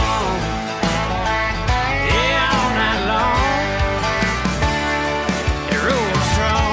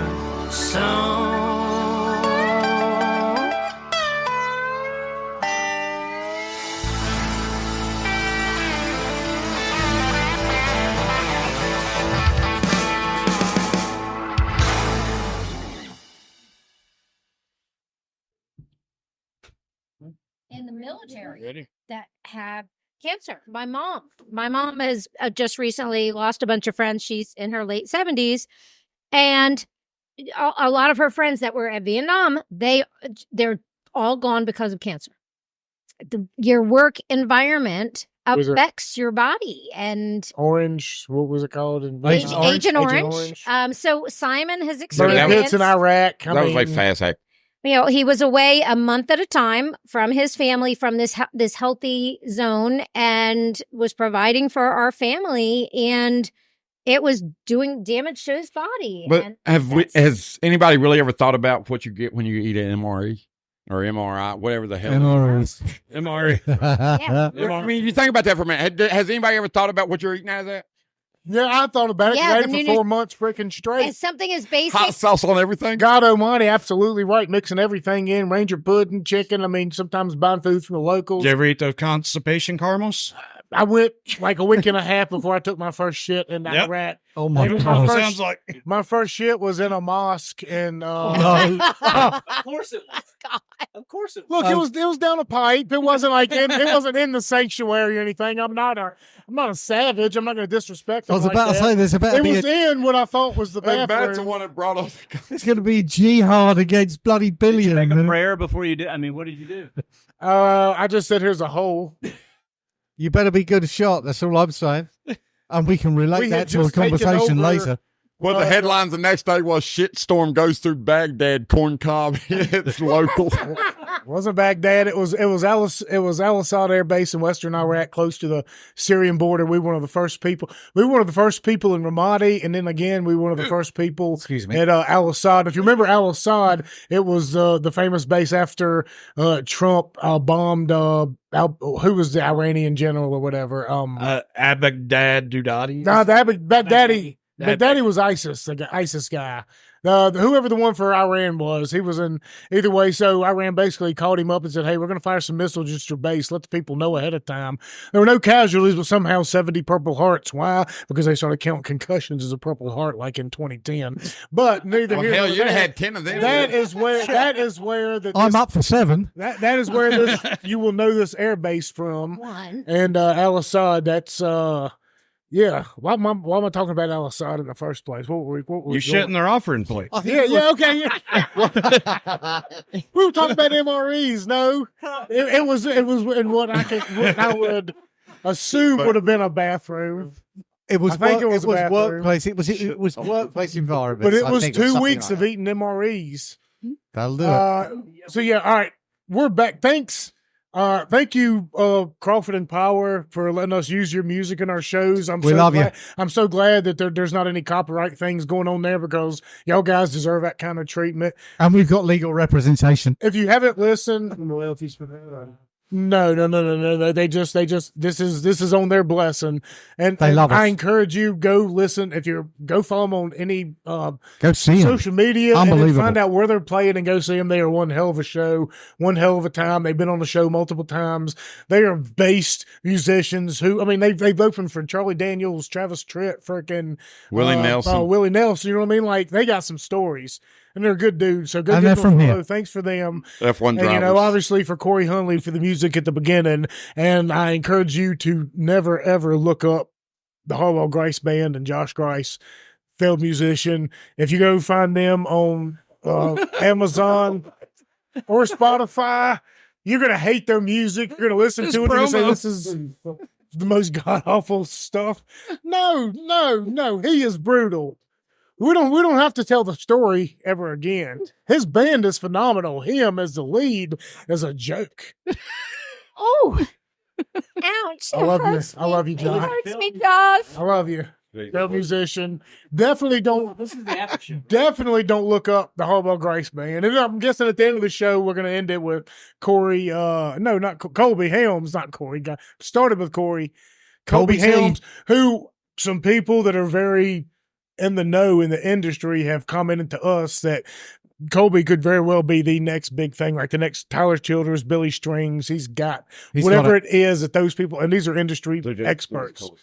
So So thank you for our break. We don't normally do that, but it was necessary this go round. I wanted my wife to be able to sit and hang out and talk to Matthew a little bit about it, but about his machine, simply because of her profession. You're looking at any way to make people's lives better. And before we get into a lot of the crazier stuff we have to get into since he's here, real quick, I just want to know, did you go to college anywhere, or did you? I'm a college dropout. Outstanding. So, well done. Like Amos, a high school dropout. Yeah, I mean, similar. It's overrated after ninth grade. It is. He's doing better than about anybody I know. And he grew up like heating up his own water, like he said earlier. No, so everything I learned is just autodidactic, man. It's just learning it throughout the years. Where'd you go to college at for your couple of? I went to Baker College in Flint, Michigan. Wow. Yeah. How did? Water. It was great. That water's always been that way. My grandfather retired from GM in '86, and he said water's always been that way. He dug his own well. Damn, I'm sorry. I threw that out of nowhere. It worked. It was good. But I went for psychology, man. I didn't go for electrical engineering or anything like that. Yeah, I went to school to be a PE teacher in the beginning, and then after I got home from Iraq, I changed. I said, I'm going to do political science because I want to go to law school, and then took a year off to chase some hippie drug bands around the country and realized there's way too many chips in the world. You don't need another one, and I can't stand being in an office. Because Chip was proper through high school, through Absolutely. college, through after college. Absolutely. What? They don't know my history. Proper. They don't know my history. Has to be. Patrick County proper. That's A-Rat proper. Yeah, well, I grew up in Patrick County, but I went to school in Mayberry. I literally went to where Andy Griffith is from in Mayberry, How many Mountain, times North have you Carolina. been to the museum down there? He hung out with Barney Fife probably a bit. Had to. Well, I showed him how to use his gun. That one bullet. That's right. He had the one bullet in there. Look, did you see Barney's daughter that was the Secret Service girl behind the president? Bonnie Fife. They called her Bonnie Fife. So you went to school in frickin' Michigan and, didn't pan out. What? I just didn't like getting motivated shot you at. to start doing it. Yeah.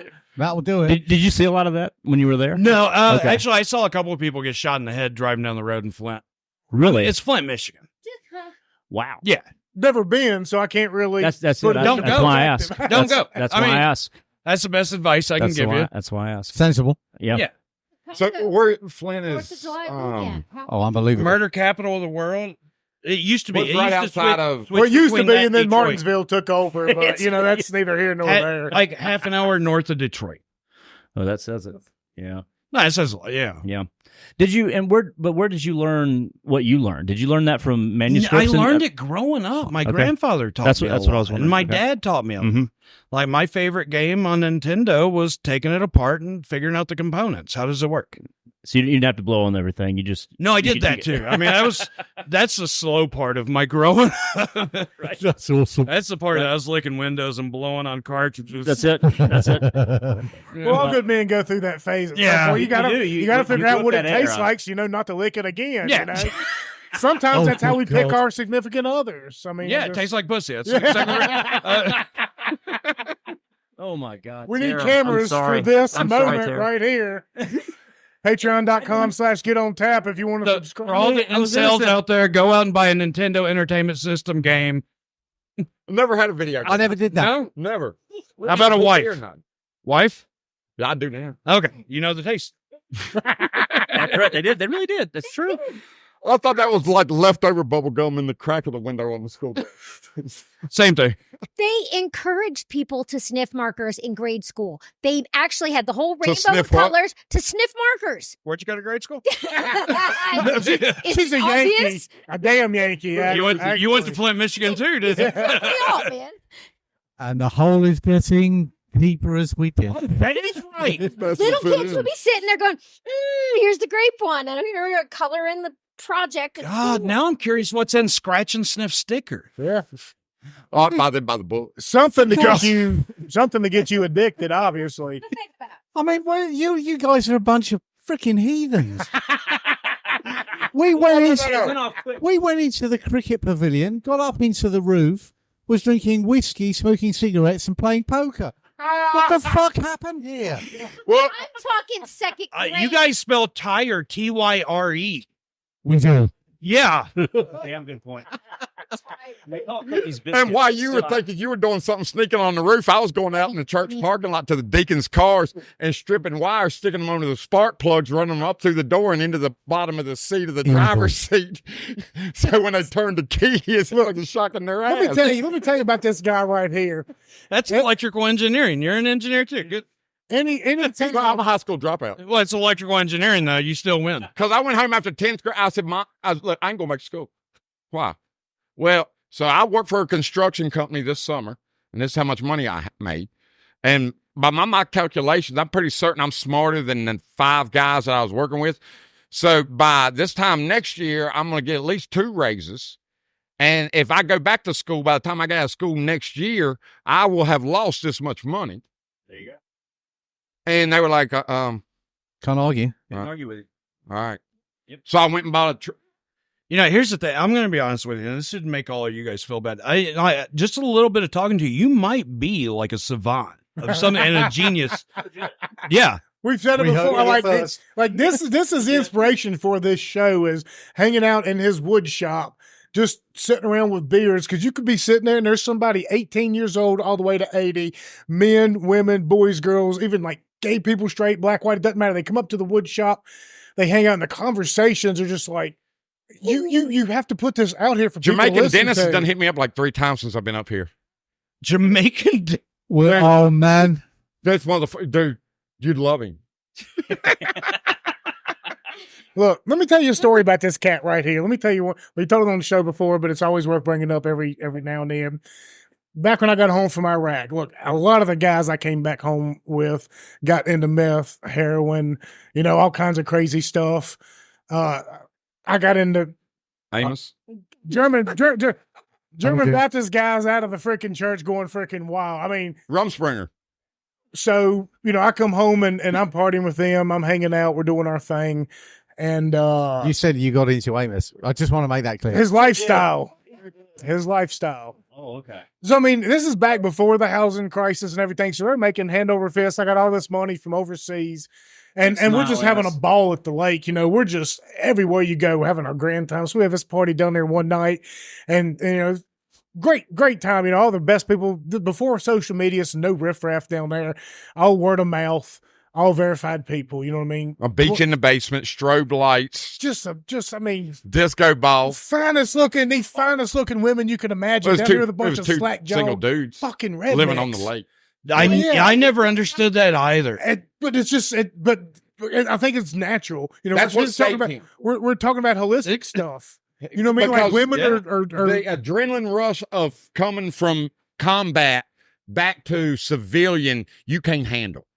What saved him was drinking a lot of booze with a bunch of former German Baptists. He was sleeping on my couch, getting so. But he had an outlet. Yeah. That's what saved him. You got to get it out. And I've told people, dude, I know 2 Billies. I know the Billy I knew before he left, and the Billy I knew after he got back. And how was it over in Iraq? You was over there hanging around with a bunch of Haji women. Yeah. And then you come back, and what women did you introduce them to? Hippies. Oh, dear. The belly dancers, I guess. Well, we were 2 late teens, early 20s guys, owned our own house on Smith Mountain Lake, our own boats. And anyway, let me get to it. You don't want to get it. No. So what was the truck? It was a 87. No, my truck. Yeah. Like a 85 Scottsdale. 85 Scottsdale. This thing is jacked up, nice. I mean, beautiful. We're at the house, and at the party house, there's 5 or 6 people that you come to, just make sure everything's cool. It was you and Daniel, obviously, you owned the place. I was there all the time, so I would kind of keep things under control. Probably Alan, James, handful of us. So and the neighbors as well, they would come help. The neighbor had a Hummer. So they go to this little subdivision next door that's just in development. I don't even think one house is even under foundation yet, but they've already started mapping it out. They cut the roads. Amos comes to me in the foyer of his house and says, "Hey, we got to go over there real quick. They got the Hummer stuck in the subdivision." And I sit there and look at him kind of stupidly. I'm like, "They got a Hummer stuck?" And you believe it? He's like, "We'll just ride over there." So we get over there. I'm like, something just don't sound right. It's me, him, his now wife. God bless her for sticking with him I after just this met her. night. After this night. And then the other chick, can't remember her name. Whatever. And so we get to the subdivision, and there sits the Hummer on like 2 or 3 wheels teetering on the edge of an embankment, and there's like 9 shots along top of the hood. You know, They balanced the Hummer on 2 tires, one front, one back, and then lined up the whole bumper with shots of Crown. I think that's called mechanical engineering. Yeah, that's very mechanical. So yeah, we got there and we all took shots, whatever, and laughed about it. I'm like, we got hoodoo. They're not really, stuck, whatever. So we start heading back to the house, and they decide they're going to race each other. And Amos in the Scottsdale, and them in the Hummer. Amos takes off through the field, beats the Hummer to the hard top, hits the hard top. You're talking about hitting the hard top in an immediate 90-degree turn to the right to go down into his subdivision. So he hits it off-road on the pavement in this freaking raised up Scottsdale, single cab, 4 people in the front. Hits the pavement, slides around sideways, and then he just guns it straight down his road. He passes his house, which was probably 200 feet from the stop sign, at probably 35 miles an hour. Hit 45. There's so many people partying in the basement. Like, there's cars lined up on all the both way sides down of the the road. road. There's a couple all hundred the way people in down. town. Yeah, I mean, all the way down the road, cars on both, because it's a very calm lake road. There's no, people can park on both sides and go to the party, and nobody cares. They're not calling the cops. And he hits at the bottom of the hill at 45 freaking miles an hour, and I see my light flashing before my eyes. I'm like, holy shit, we're going to hit this truck right here, this S10 pickup truck, and we're going to go straight through the windshield. I'm going to hit a tree, and this is going to be all it's said of me. This is it. I survived Iraq, and Amos Denton killed me. Yeah, but mountain men survive. Though. Somehow. I know a guy who was shot with a 22, like 20-something times, stabbed in the leg so much he had to have it amputated, and his jugular slit 6 times in his life. The Bondurant boy. Yeah. And then he had appendicitis, laid in the bed for 7 days, throwing up green stuff. Oh, yeah. Like, it had already become septic, and then he went to the hospital. Dude's still alive. You can't kill a mountain boy, hit the back of that S10, jumped that monster truck that landed on top of it, crushed it, snapped the tire off the front of it. It rolled out into the middle of the road. We land on the ground, cut a donut in the truck. I go back up and hide the truck in the neighbor's garage. Never ever say a word. Not a damn scratch on his vehicle. I'm like, I was planning on going straight through the windshield, and somehow, by God's good grace, straight ramped that thing. Like, him turning it to the left causes the wheel to go hit the bumper, and go right over top of it and climb it down on the cab, down on the hood, screwed the tire, back onto the pavement. Collect our breaths, like, holy shit, we're alive. We get to the garage to hide it, not a scratch on his vehicle. So even if there becomes a question, so we do the noble thing, though. We go back to the party. We find the person who we thought owned the vehicle. Yeah, I thought I knew the boy. We fessed up. He said, is that your S10? Did you drive your... He said, no. And he said, why? We said, don't even fucking worry about it. Oh. Went on about our business, and forever and ever... Till last year. Nobody ever knew about it. We talked about it on the show years. a couple times. You imagine two that sight of separate him incidents. walking to that car. But Dude, I was there. Dude, this story has so many angles. So yes. I know I crushed this car, and I'm partying like I didn't. My truck's hid in the neighbor's garage. And at like 3 o'clock in the morning, this dude comes to me and is like, I think somebody hit my truck. But he wasn't even 21. So he called his brother to come take the rap. And it was Mama's truck. So then it all, dude, the truck gets How the plot thickens. whatever hauled off, blah, blah, blah. Oh, I got multiple calls from the police that So- day too. Where I said, I'm just DD, and I'm 10 years later, I'm just idiot. I wasn't drinking at all. Let me just say that in terms you can understand. 10 years later, me and my wife, we're out with some friends at like a concert or something. And like, dude, somebody's giving you the fucking hairy eyeball.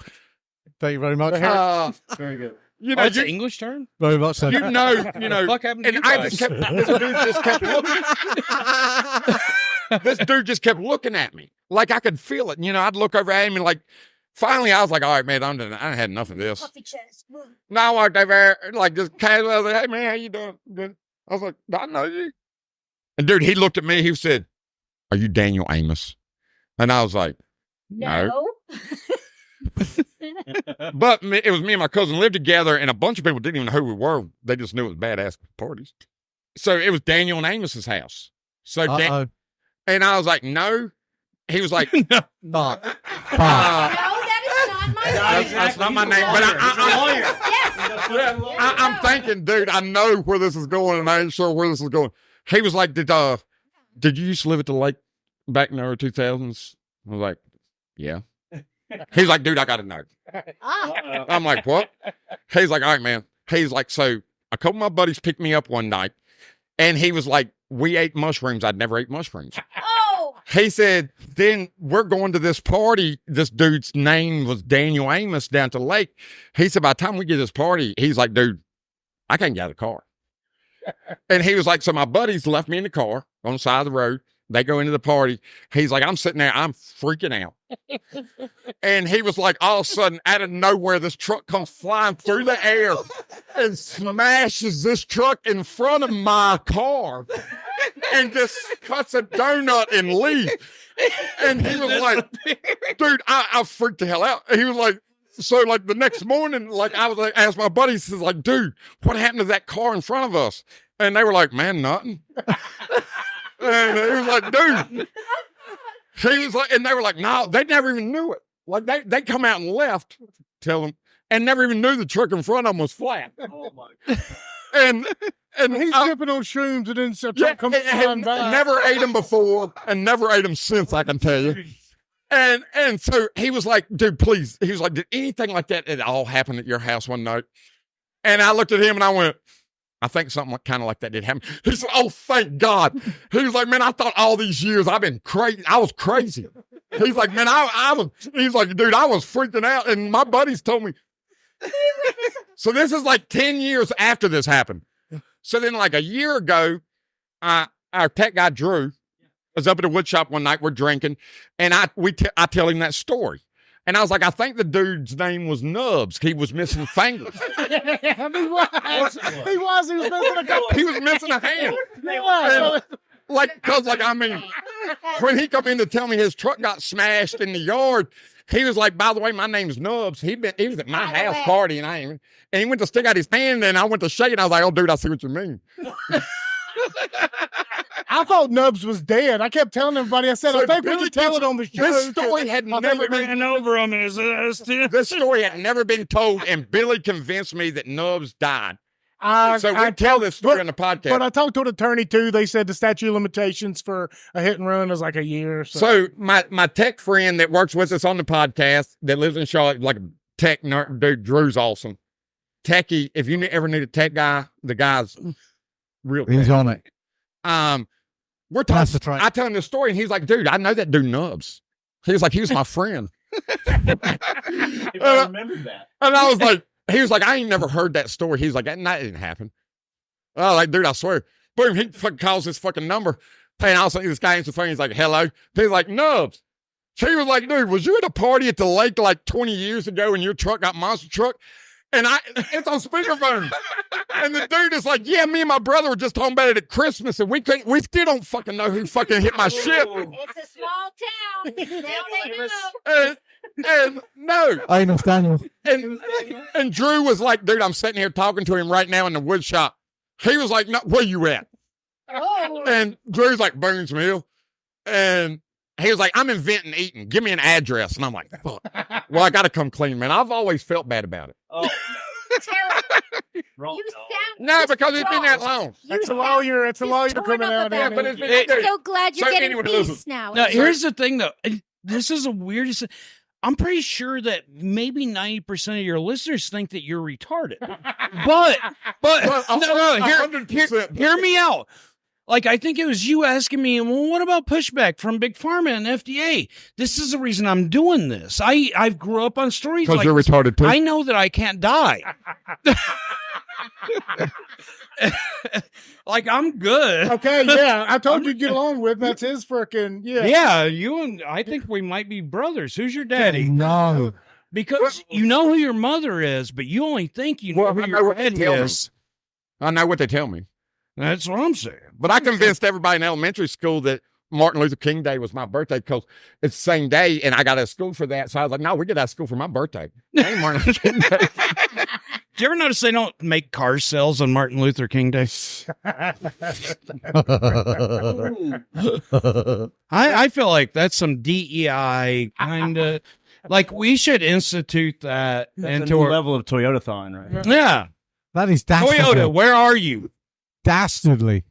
So Nubs came to the wood shop. Yeah. So gave him the address. He comes up there, dude.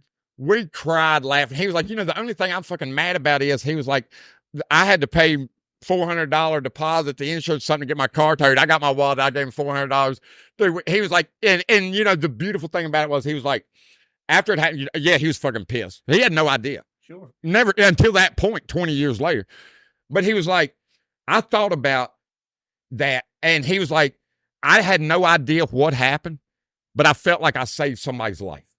Because if my truck wouldn't have been sitting there, because it was woods. Oh, those trees. The dude I crushed. If that truck wouldn't have been sitting there, and he's right, we would have went straight through that woods, and all four of us would have been dead. And that was his response, dude. Perspective. Dude, so and this mother, I don't even know who this dude is. This motherfucker, I'm 6'4". He walks through the door, and I look up to him, and he's like this wide. Oh, no. Oh, damn. No, it's got Yeah. you, man. No, it's got you. But his face was never good.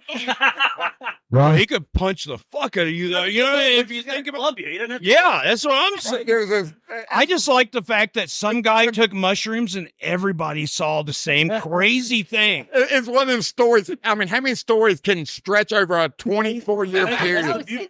No, everybody's calling this guy crazy. He's like, I was on shrooms one night. Everybody around me.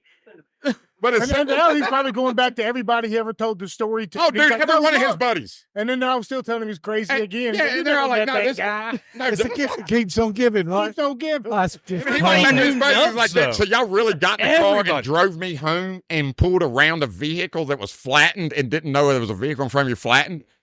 I got a lot of confidence in how that went down.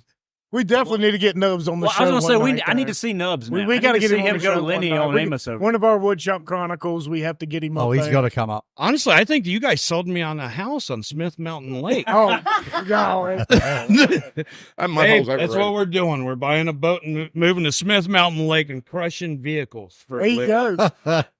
Down by the river. That's how. You can hang out with that That's what witch calls me lady, that Mary. anti-witch lady over the lake.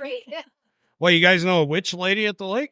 Absolutely. You know witch ladies everywhere. And at that point, I mean, if you would have just Anti-witch? if you'd have just met him Oh. and you went through that, would you have not said fuck no? No, she's heard these stories from me for like 9 years before we ever, like, we met online.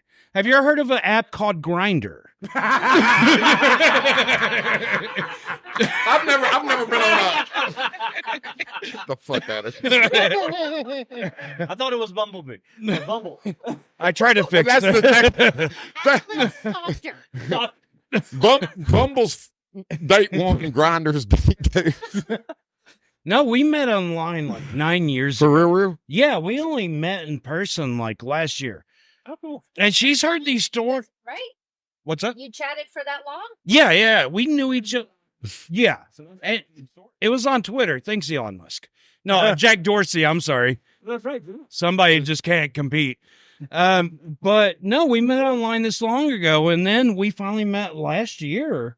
And I moved her down from DC. She's from California. Oh, wow. That wasn't. Where the She's probably freaking out right now. She's probably internally being like, She's already found people. So this, I crushed some Massachusetts guy last night. You been hanging out in a cabin that like 12 slave children were like raised in is freaking out. yeah, how do you feel about that? Actually, let me hand you. Subject thing. So you're hanging out in a cabin with how many? 12 slave children, and you're from and you're from California and Oakland. You want to give a shout out? But how do you feel? I want to give a shout out to Oakland, California. What up, West Side? Till we die. It's weird. I think it's a little spooky. I want to know where the downstairs is. I'm definitely in a slave cabin. Cemetery. No, there is. There's a downstairs. I learned. I was There's reading the- my material. The original cabin didn't downstairs. Oh, This is wrong. And I this see. I feel a little uncomfortable, to be honest. Yeah, great show. Mildly Was uncomfortable. a crow flying in and sitting on your shoulder? That's right. I've never felt bad about this property at all. This property has very good, Yeah, she comes in. no bad juju here. She comes into the mountains and she's like, "Oh, it's so beautiful." And then Jim Crow lands on her, and she's like, "Yeah, and now let's go in here and hang out in the slave quarters."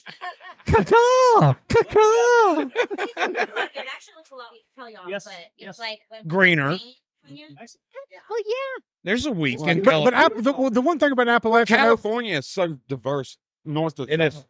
yeah, resource reasons, like I had to see California is it. magnificent. It's a beautiful place. Like what people forget about the Appalachian Mountains is they are so old, and like they provide so much. Like the earth provides so many different nutrients that like just the Rockies don't have. The Rockies have like what the spruce pines or whatever they are, and that's basically, I mean, a few other plants and stuff. But Appalachia, like the vegetation in this region, like in your front yard, you can grow 50 different things that can help you for 50. Oh, in California? Yeah, No, here. Well, she was weirded out. She was like, "Man, I grew broccoli for so long out at the house, and I didn't know it's that short of a season out here." Broccoli's a bastard to grow here. Well, I'm working on agricultural stuff. I haven't told you. I told you guys a little bit about my stuff, like the future stuff. I haven't released any of that.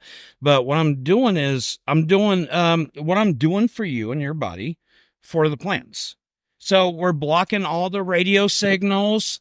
We're emitting EMFs, which snails and earthworms love EMFs. They will come right in and Like red wigglers or Canadian, because red wigglers is I'm not prejudiced, man. I I mean, mean, come on. you know- Amos, why are you bringing different species of earthworms in your because night prowlers are invasive. Worms. Jeez. no, earthworm. I don't really know species of earthworms, but I know plants. But we're doing this, and there's a guy named Frank down in Texas. We're going to run kind of like a clinical trial for growth, and we're getting ready to do that. As soon as I build the antennas, I'm just like Like in eating the up with desert? time. No.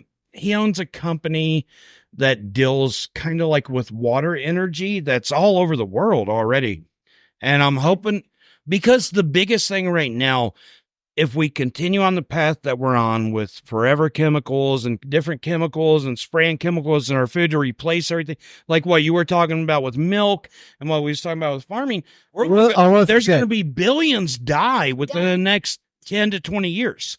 So if I can jump in right now and to be able to bring an antenna that absorbs all of these signals that are going to hit plants, but collect it all and be able to bring that down into energy and create EMF. And this is your secret. Any of the tech guys out there, do this before me. I don't care. Just save people. Take all of that energy from radio signals and all this other stuff, bring it down to EMFs, and to be able to disperse that across the plants that are going to help them versus hurt them. Then you can grow like a 75% larger yield, require 25% less fertilizer. I was going to say the fertilizer companies are going to come after you, right? Great. I love it, man. I love a good fight. Have you ever heard this truck story? Come on. Like, you don't die in the Appalachians. Let's do it. But I'll take it. you're drawing in all the strays and changing it from amps, watts to a high frequency through a diverter. Okay, so think about this.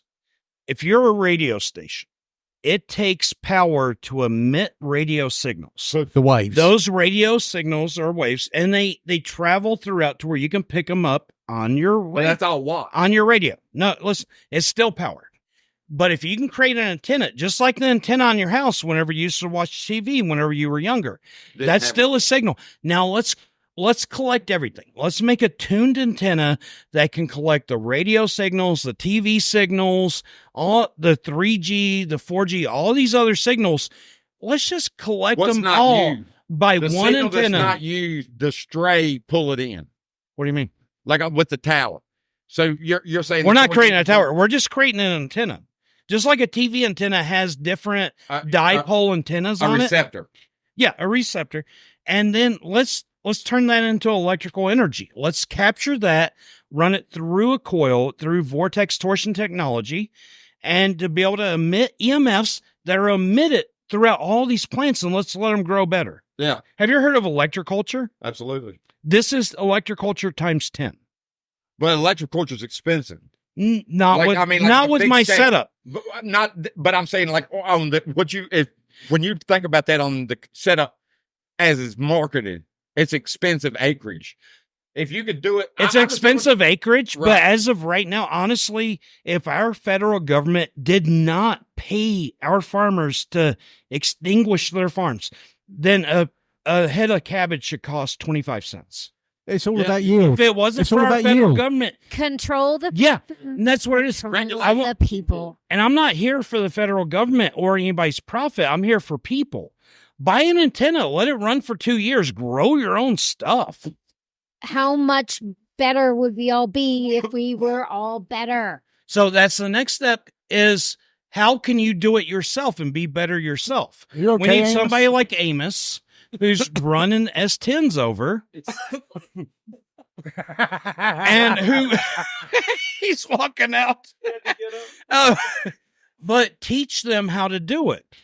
And I think that's a good angle for anything. Teach people how to garden. I'll provide the stuff. Yeah, teach everyone. And It's this a generational duty to teach them to garden, to teach them to quilt, to teach them canning, to teach them how to live and survive. It is a generational. If we don't teach them now, then who's going to teach the next ones? They're lost. well, this is why I That's was where we- excited about global reset. Yes. Global reset. Yeah, 100%. I- Now, whatever they want it to be, I don't know, but I don't want anybody Kinda like- do no harm, but kind of like how men started cutting off their dicks and they acquired the rainbow flag. Let's acquire Yeah. global reset and start teaching people. to the not cut reset. off your dick Yeah, no, I mean, grow food. I mean, I don't know. and grow food. I mean, circumcision's been around for a while, but I mean, Well, they. let's what is it? let's redefine it. Let's still what they're doing because they've marketed it. They've done all this stuff. Everyone loves it. They accept it. Let's redefine it. So what does it say about our education system that they don't actually teach that in school? What They cutting don't off your teach you dick? how to. Because that's what they're teaching. That's in what- It's school. cutting off. Yeah. Yeah. But why don't So they what teach does you to that feed mean? yourself? Why don't Because they there's teach no you reason to. There's no money in teaching that. Control the food. There's no control- money in teaching nothing. Okay, in school, you'll learn women are powerful and they can go to work at Subway and make sandwiches while they pay a woman to stay at home watching their kids making them sandwiches. Well, Where's the sensibility in that? No, teach people how to survive on their own. You have more of a libertarian aspect that we are all responsible for ourselves. Self-sustaining. Actually, not Yeah. quite on own, because it goes back to community. You know, it takes a village. You have to build whatever a community. cliche, but education goes back to that, and that's a difference. and family. When So it got if every Who's single there to person out support you? here went and met 10 of their neighbors and got to know them. And Don't be in New support. York. New York, I don't want to know my neighbor either. No. I mean, cities are shit. Well, that's They get worse. But if you know 10 of your neighbors and you encourage your neighbor to know 10 of their neighbors, that's how you build community. That's how you build a nation. Yeah. That's how you build a work. it starts right here. But you know, so like for myself, dropped out of high school. My dad was a maintenance man. But you're a genius. He was no teacher. He didn't. I mean, he cleaned commodes for a living. My mom raised 8 kids. But from the time I can remember, I watched an adult do something. I don't care if it was adjusting a carburetor or the points on a tractor. If from the time I can remember, if that guy's smart enough to do that, so am I. And I've looked at absolutely everything that way, you know, even to the point, you know, it used to be through the 50s, 60s, 70s. You bought a car, you got an owner's manual, a shop manual. Somebody that's never seen an engine could rebuild a motor. It was all in there. Now the owner's manual says don't drink the Freon. Yeah. And It don't tell you what that starts piston- at home. And people don't know this. But just like I brought up something about power and collecting all of this, and you took me outside and you was like, listen, last year I stole $340,000 from AEP. That's not joking. But no, you see What'd this, you do to me? you see this stuff, and because you grew up with it, you know it. Daniel Amos. Yeah, but you know it. No, you think it through. No, I get it. You And wanna know. this goes back to what she's saying. What happens when you start teaching at a young age? And this is what happened with you. You understand mechanic ability. You understand electricity and all this stuff. You understand how to steal from AEP because you grew up with it. Not necessarily AEP. He didn't really steal from AEP. I'm totally joking on that. It was Dominion. Dominion. Allegedly. Look, my granddaddy got a damn telephone that had the clip wire, the alligator clip, because he didn't want to pay for a phone line. And at night, if he needed to make a call out to one of the kids or something, he'd climb up the pole and clip the alligator clips on Yeah. the 2 line and make a phone call. And what happens when you start teaching That's a how they kid? do it. When you start teaching a kid, hey, I'm going to just clip a little bit, like an alligator clip. They're going to start cutting off their dicks later. Yeah. You know what I mean? So it always begins at home. So if you would teach the average person in the mountain community, if you can take a stream up mountain and run a 6-inch PVC pipe and at least get 100 foot of fall, you can get enough static pressure to spin a wheel enough to create enough. Oh, yeah. PVC Turbine electricity to charge technology. batteries. Absolutely. If you taught that in school, They would, there's no money to be made. yeah, exactly. That's it. Yeah. This is called evidence AEP. But yeah, you start teaching them. But that young. should be taught in school. You know what? If I had children right now, you guys met this boy. He's my cousin's kid. Dude, we just have him for the summer. I love him. We just have him for the summer. He's a great kid. And I can't wait to teach him stuff because I know that if you teach young, then they will find retain it. interest. And then that interest, Make just it like fun. you were getting in trouble whenever you were young. I was like, I should become an attorney. And, you know? Yeah. Because I've done some. Yeah. I know how far I can push it. If Yeah. I'm an attorney. Dude, I've always rode that line. Everybody, There's one trick yeah. to this whole game. and everybody Never get has. caught. Everybody But in here has everybody ridden that that- line. If you're a thinker, you ride that line. No. Everybody has ridden the line on the ability and the teachings they've been given. Just don't get caught. Like, what was your line? What was my line? Yeah, what were you taught growing up? On a mirror. Oh, So you were taught something that led you to this point that you've always ridden the line on if you were safe or not, right? You've always been given warnings, and this led you to be who you are. Well, every decision has a consequence. Right, wrong, or indifferent. Yeah. So you make the decision but you can never change one without changing everything. I think of Ghost Rider. You know, like Ghost Rider, the movie, he was taught, live this life, but he gained skills. But if he were to turn bad, he also had those same skills. Like he- Billy. I don't know, this guy over here grew hair on his eyes. Hairy eyeball. Even the back of his neck just got to be as hot as it could be. talking about me? Yeah. Lord. I mean, what was your I line? think of what Come on, Billy. What was your line? And it's hard to decipher, but what do you do for a living now? And you can always think back and be like, you know what? I did get warnings about that. I always liked animals. I You have a ton of goats out here. I'm a farmer. Yeah? But she Why- butchers them. Yeah. Okay, so We let's eat take them, goats. but- You know how to take care of goats, and you also know how to slaughter them. Milk them and make cheese. Yeah, so you chose to take care of them. That's Oh, your yeah. line. And we'll love them up until the minute that they become But your you food. also know how to destroy them. Yeah. No, that's food. Either live or destroy, not slaughter. Oh, yeah. I love the. I mean, mom and dad always gardened. Dad hunted. Mom did canning. Mom taught very good nutrition. So again, I'm so grateful that they taught me that, so I didn't have to open up the country living manual to see how to. So let me do ask you this this. and take care of me. And I feel like it's so important for me to pass that on. Yeah, and you care. It's a natural. You care and you Yeah. raise.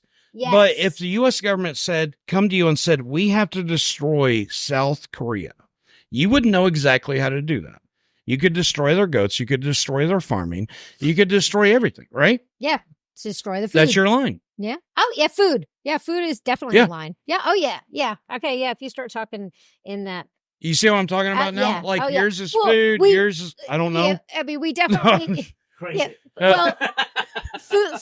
Well, food for my children. My children and Simon, my mom and dad, they're my line. This property, this is my inner. And then obviously people like I'm surrounded by here within my community, it does, go out from that. I have to take care of this right here. But it is And you absolutely- choose good. I'm looking after these, continuing to look after. You're I'm also Ghost looking Rider. for my You're Ghost Rider. animals. And I'm looking out for my community. I'd like for my community. Some people in the community you like, some people you don't. Some you know, some you don't. But it's what makes this the stretching out to the people, us being connected. At the end of the day, the larger the community, it can't hurt. As long as there's a good cycle and sharing going on, that everybody's looking out for everybody and not all this. Community only has a finite before it doesn't become. There is always, some selfish, it's making it sound like this is some sort of a cult or, No, it kind of, no, you're on the right path. You're right. Yeah, that's a negative, definitely. No, you're right. But like your commune, a community, you have to all start taking care, and then there's always going to be some jackass that does something stupid, and then that's where law comes in. Who's going to make punishment? To that's been taken over. Behavior and I feel like that's been taken over. Let's think of Antifa, right? Ugh. How you guys feel about Antifa? Fuck them. They do harm. They're not doing anything positive. But that's a terrorist organization. They are a community. Yes, they are. They are not doing harm to one another. So let's think about Antifa. They're a community. And let's think about the military. Everybody comes from everywhere, and they come together. And you probably know this from college. Sorry, you're not that badass. No, I'm just joking. No, but everybody comes together, and there's something that's called groupthink. And after a while, people start filtering out to their own. And then they come together as a whole, and they form something called groupthink. And groupthink dictates that everyone has to have their own role, and this is their specialty. This is a community, man. It doesn't matter if they do good or bad. You think that you're doing good, but who thinks that you're doing bad? Yeah, I'm probably. Antifa thinks that you're doing bad. Yeah. They would burn your house down. But everybody's riding that line. Mine's just on the edge of death. So is yours, apparently. I don't know. You're jumping trucks. Well, that's just the beginning of it. I mean, there's so many more. No, I'm living every day. Yeah, I know, but you could die every day too. Yeah, but am I right? Yeah. Okay. Give it a moment. That's your line. But I'm not dying one day at a time. I'm living one day at a time. There's a difference. Oh dear. Who's here looking out for 30 years ahead? Me. No, you're not. You're living every day like you're gonna die. Look forward. Well, I got a good 30 left. Hopefully. Let's hope so. And you know what? Hopefully, if we all buy one of these wax machines here, probably will prolong our life. How many years are going to help me out with? How many years? How many years you going to put back on me? I mean, it really depends on how long you're willing to be laid up to do the next stupid thing. Let's be honest. Because it's going to happen. It's not an like if, it's a a when. 911 dial on it. I can put it on and it'll like boost my life like on a video. You're literally the Antifa of S10s. Yes. Oh, we can exponentially expand that. Well, look, I encourage everybody to go out there and follow Matthew and what he's doing. But I'll be reporting. To steer the conversation real quick before we have to get out of here, we would be out of our freaking minds if we didn't sit here and talk a few minutes about the fact that Donald Trump allegedly had an assassination. Like I had just got done. Like I went down to Richlands, Claypool Hill for for my wife, in-laws and stuff. Went and ate at Cousins, and I went and met with Matthew that afternoon for about an hour, and then he had to go do a podcast. I get down the road about an hour later. I sent him a message. I'm like, dude, Trump's been shot at apparently. And what the hell? I mean, since then, of course, obviously, this is something that Chip refers to as a meme holiday. Where glorious. You called it a meme? Oh, dude. It is. That's amazing. It's constant flow. It is. It's information. It was immediate. Tweeter had more shit figured out than the Secret Service or the FBI in the shorter time frame. That wasn't odd, was it? Tweeter fucking figured that. I mean, they had people on Tweeter had that shit figured out long before the damn media did. Everybody has a cell phone with a camera. The CIA hadn't figured that out yet. They're slacking just a little bit. They don't realize that everybody's got a phone yet. Yeah, we saw a bunch of people that are like 3 minutes in, like they're on the roof, and we was pointing at them. But there was more. It was like a handful. 30 minutes before, the dude was on the roof with a rangefinder. 30 minutes before. I mean, the local sheriff came out today and said, the SS director came out today and said they didn't put people on the roof because it looked a little too steep. There was an officer that tried to climb up on the roof and saw the rifle, I guess, pointed at him, and he backed away, which is a good point to say. I'm glad that people are waking up. Hey, listen, clown, shout out to Clint Russell that actually posted this. And I said, I'm glad that people are waking up because cops have no responsibility to engage in any criminal act. They can turn their back on you at any time. So anytime you get pulled over, that's a choice. Whenever you do some kind of minuscule, are you 2 miles or 7 miles over? That's a choice. They'd rather not engage a true criminal, but they'll pull you over to make quota. Yeah. Well, the Florida shooting, that's what that Supreme Court case gave them that authority. It said they do not have to engage to save your life. Right. They're not there for that. It's not their responsibility. Right. Which is crazy. Protect and serve? It's not. That's not a requirement. That's a branding. Oh, that's marketing. Oh, that's marketing. Look at that. Support that. Thin blue line. And then call in the fire department afterwards. But EMS. And they're like, well, the staging area for the snipers were inside the building. Fat lot of good that did. Well, did you see the Pac-Man that they did? They said, that building was outside of our territory because we're federal. That's supposed to be local police. Supposed to be. Supposed to is such a... The nonsense here that's coming out of the mainstream media and across the whole internet and the keyboard warriors and colonels in the basement joking off with whatever. The fact remains, the Secret Service failed epically. Incompetent. Epically. Yeah, that woman, Chelsea. I'll come to her in a minute, but let's start at the front end. There was an assessment team that went in there prior to weeks before, whatever. So they've assessed the situation. They know ingress for the president, former president.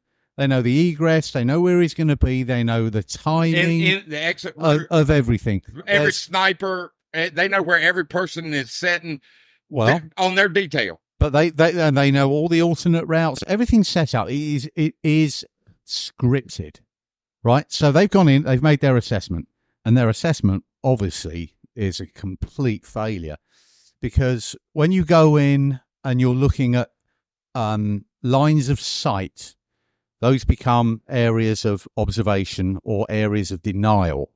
Okay, so you're going to deny access, or you'll have a counter team there covering it.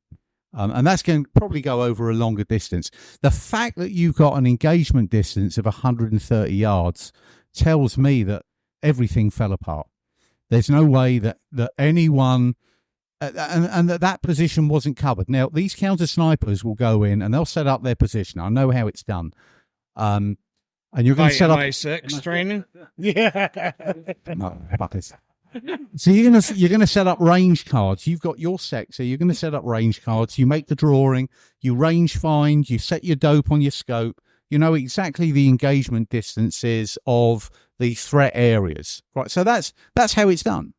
There's no way that roof was not considered a high threat area. It's a straight. How could you leave that to local authorities? That's what I don't understand. That's what blows my mind. Figure out line of sight. Because before Secret Service ever did. And Secret Service really should be pushing that engagement distance beyond 500 meters. Maybe out to 800. But let's look at it. He used an AR-15. It probably had a 16-inch barrel. It probably has an engagement distance of 300. It doesn't really matter. I don't really know. Same difference. But the engagement distance of that length of barrel is probably 300 to 400 yards in American. If you put a 20-inch barrel on it, you can reach it out to 600. So that's a 5.56 223 range of engagement. So that's what you'd be looking at. If you go to 7.62, you better be pushing 8 to 1,000 yards. Okay, so if you haven't covered that perimeter with those two standard rounds, what have you done?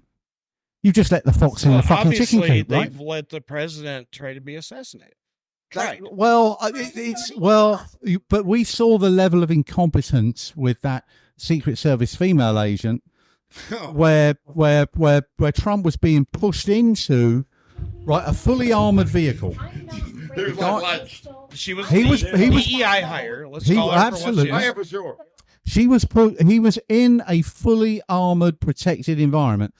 At which point, she decided to turn and face the crowd and draw her weapon with no imminent threat, and then that she could not reholster that weapon. Now that is a level of incompetence that just blows my mind. That's exactly how the guy got on the roof. I think that the stupidity level is that high. Well, that's the that some that's dude DEI. half flop accidentally. I honestly got to think so. Because the incompetence level, 30 minutes before you see a dude on the roof with a rangefinder, nothing happens. Then next thing you know, that is full bore incompetence. No, at 130 yards. When was the Secret Service? When did they really come into being?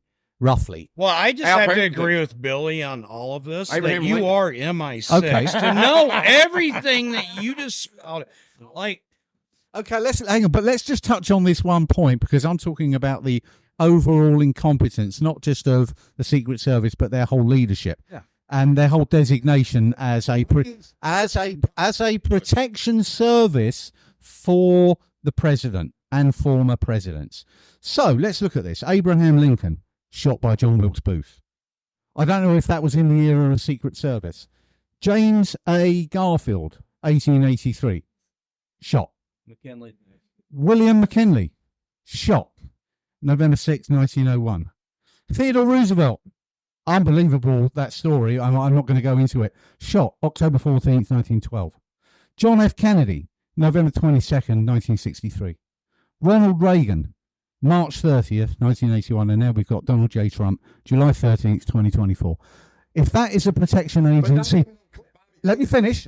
There's Bobby Kennedy. Well, I'm talking about presidents. If this is a protection agency for the leaders of this country, you have got to be fucking shitting me. Well, let's look at the leadership for one, because as soon as RFK was denied Secret Service protection multiple occasions, I was like, somebody's going to get shot. That ain't right. I don't know who it is, but somebody's going to get shot. And again, if it's a documented thing, that means it was out there to everybody. So if somebody's not being protected, it's like okay. Well, it was out there. Being protected. It was out there. Here it is. It's advertised. Can we all just take a step back for 1 second here? And I know Amos, just hold your damn comments. I mean, are we all not in agreement that a lot of the things that are portrayed by government are all a farce, and they have all lied to us? Oh, absolutely. Oh, yeah. We will agree 100% this is the case throughout history. So can we at least pull our heads out of our asses for 2 seconds? I know it's an iconic moment with the fist. No, he did not have a catch just listen to me. Let's just keep in mind.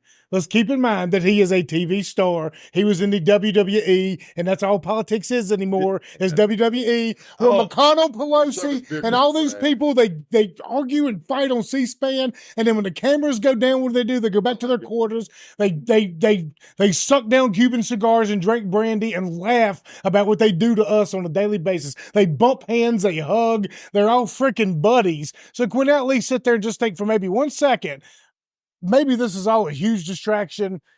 I'm all in on this because my politics are I will make fun of you. Yes. That's it. That's the end of the day. That's what being libertarian is all about. We will make fun of you. What happens? He's a WWE wrestler. How many times those guys get hit with a chair and then come back with blood because they have a blood pocket? Who's not to say that there is some poor, stupid, retarded kid on a roof somewhere that they killed and made a patsy, and because somebody had mentioned Retardy Oswald. Let's say it appropriately. Retardy Oswald. Did you just politically correct this? Read your history. That was outstanding. Does not far go away from that. There is a woman who reported shots coming from a water tower as well. So let's say this dude's a freaking patsy, and of course they don't really care. They killed hundreds of thousands for COVID. They don't care if somebody gets shot in the bleachers behind them. Let's not pretend that that's a thing. One guy gets shot. Oh, it makes you have way too much faith in any kind of person. No, he's right though, because you can't pull that off. They can't pull off wiping their own ass. They don't have to pull it off. They don't, bro. They don't have to pull it off. They pulled it off with him. They don't have to pull it off. How were your promises fulfilled after you went into the military? Yes. They pulled it off with you. Yeah. I get it. It might be cooler out here. It is. No, mosquitoes. Absolutely, please. Mosquitoes. Mosquitoes. I You love think they'll really come in here and bug us? Are they don't Bill, bother me. are Don't they bother Bill the Gates shit out of me. mosquitoes? But seriously, I mean, let's just think about. I mean, he is a Like- WWE freaking superstar. Sorry, Billy. He knows the game. I'm just saying, what if in 3 years down the road we look and like the first go round, what did he do? You Well, know, how long he talked does it about release 75 years from the FBI that we can FOIA this. yeah. Okay, Yeah. so 75 years, wasn't it the same amount of years for all of the COVID vaccine stuff? Yep. They kept, and also the Queen of England. You can't request any kind of information on be her careful. for 75 Easy. years after she died. I mean, it all kind of aligns. I'm great at patterns. And I don't know if this kid killed anybody, but he was sent up on that roof because he there's no didn't. way a child could figure out, hey, oh my God. I just saw the Queen of England Staring at you. She's about to give you away. She is. She's like 46 years younger in this statue than when she died. But no child is going to figure out, hey, no little dork that was in high school that couldn't eat. Oh my God. Oh Lord, She's alive, ladies and gentlemen. She lives. You have a solar powered Queen of England in your What's cupboard. that? that sums it all up. I think the Queen of England did it. To be honest, at this point, I don't really know. Prints all over it. We live in a simulation. But no, I mean, think about it. He goes down, and all of a sudden, I mean, what did he do during? He let Anthony Fauci run this country. He didn't step up, and you know what I mean. And Dr. Birx had her up on stage, who was the head of Bacillus virus, who my great uncle discovered. And Dr. Judy Mikovits knows more about Bacillus virus 10 times over than Dr. Birx. Like, screw every one of them, because if you want competent people up on stage, you're not going to get it. You have to look to the public sector and the people that are people of your own, because these are not our peers that we elect. They're not our peers. These are people who, yeah, they exactly right. They think that they're above us. These are people like Chip who were better decisions away from hanging out with us or them. Dude, Instead, he's I here. would rather elect. I think I'm going to be here when we get shot. But this is the reason I do what I do for the people. I don't want to be fucking elected ever. Hell no. I would That's the rather Vipers. talk to people like, fuck government, man. Amen. We don't need. They've asked us many a times in this room to run for different positions, and I'm just like, no, I feel better on this. Run end for a of these position, run away. now. Yeah, I feel better on this end than holding My feet. thing around the campfire, drinking beers with my mates, having some good food, sharing some good times. That's all I want. I mean, I don't even. Hear my I'll grow a garden. yes, off in the cabin, Yeah. hanging out, drinking beer. I'll grow a garden and hunt deer for myself. Hey, federal government, leave me alone. I don't need your tags. So yeah, I'm not saying me personally. Do I think what happened? I think Donald Trump probably honestly did dodge a bullet this weekend. Everything about it is completely fishy. But there is about a 20% chance of me that says, yes, they have pulled the wool over our eyes many and many times.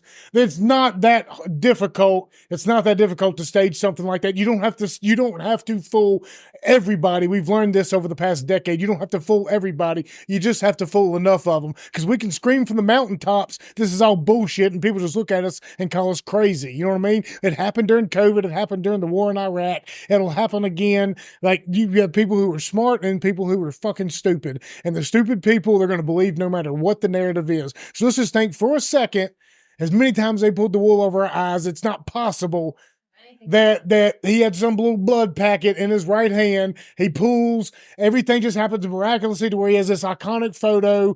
Everybody knows he's going to win now, and he just ushers himself right into the middle of the fucking meat grinder. And to be honest with you, I could give two shits about Donald Trump. Yeah, I've never his voted poor for him. little pierced ear. I've I never don't really voted for care. him. You know, I've met many gay guys.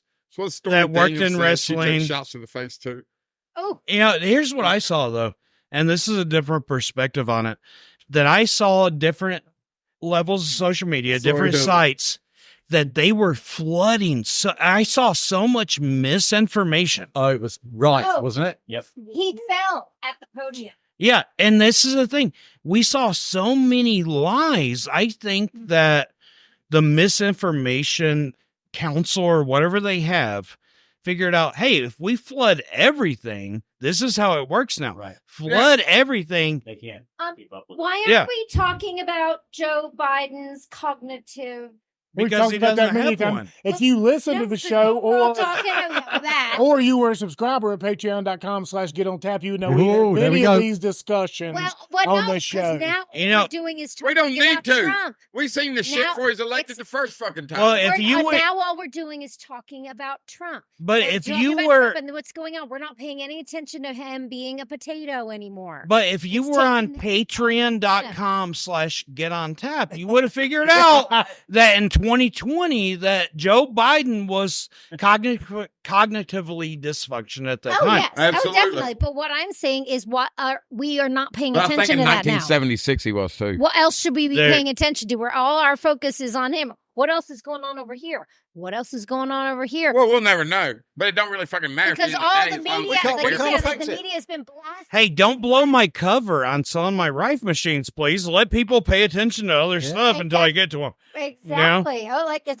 like who who pisses their pants and somebody takes a picture of him at the party. You're like, oh shit, That was me. so embarrassing. Well, don't worry. Next week somebody else does something far more embarrassing. Yeah, we all have TikTok brain. Yeah. Let's flood you with so much information you're not paying attention Yeah. to the less What's information. The faster you fire it, So what else the is less going you on? have time to process it. Yep. Let's move you on. keep on Move firing. you on. Isn't that the way it happened So in the what army? else is going Let's keep on hitting everything. They have nowhere to target. Say we don't Yeah. hear anything. I'm just glad you made it back from Iraq, but I know country boys can't die, so it's good. Well, yeah, I mean, absolutely. The only thing that can kill us is crazy ass German Baptist kids and women. Yeah, and women. they both about done it. They don't kill you; they just torture. And that is how the Secret Service come about. I don't really know. It's true. Yeah, we've had. I mean, it's. I appreciate that. Abraham Lincoln started the Secret Service without Pinkerton. He didn't intend to. No, he did because that was his pride. That was who was supposed to be protecting him, Oh, and he still fucking got shot. But because he was off on a mission stealing farms from the railroad, for like he was going through and stealing farms for the railroad to go to West, and that's the reason he wasn't around. And that's how Lincoln got shot. If he'd have been doing his fucking job back in him, So couldn't find a freaking apprentice or somebody to fill in to be like, hey, why don't you sit here and watch over the guy here at the theater? You know what I mean? Like, I don't think they You know? had that technology. not some. Not, Of you don't have somebody- technology to say. I'm just kidding. Hey, I'm Barney kidding. Fife. Everybody's acting like everybody all across time. I'm joking. I can't fathom it. I can't. But here's the thing. Do you think that Donald Trump is going to show up with a piece of his ear missing next thing? I hope he has a gold ring in the hole. Gay. I swear I do. I want that motherfucker to take that patch off and like have a gold ring with like a hanging diamond in the middle of the hole going my through God. there. That's what I want. You know, they tried to shoot me. They didn't shoot me. What they did, they pierced my ear. Some people say it's the best ear piercing that ever Ever. happened. I'm And- not saying that, but and it's a people are gold trying to ring. see. I'm not saying it's the best gold ring, but I saw the gold ring and I said it's going to be the best gold ring amongst anybody. And I put the gold ring in my ear, and here I am.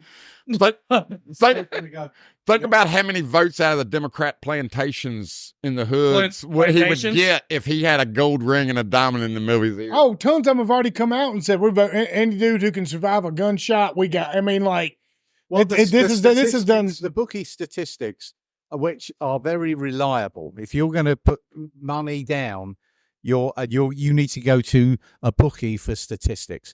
The statistics for Trump winning the election prior to the assassination attempt was something like 65.2%. Yeah, but he should have won it by that I'm much. convinced the last so much 65. more now. It is now You're in my- at least 73.4%. So how does that?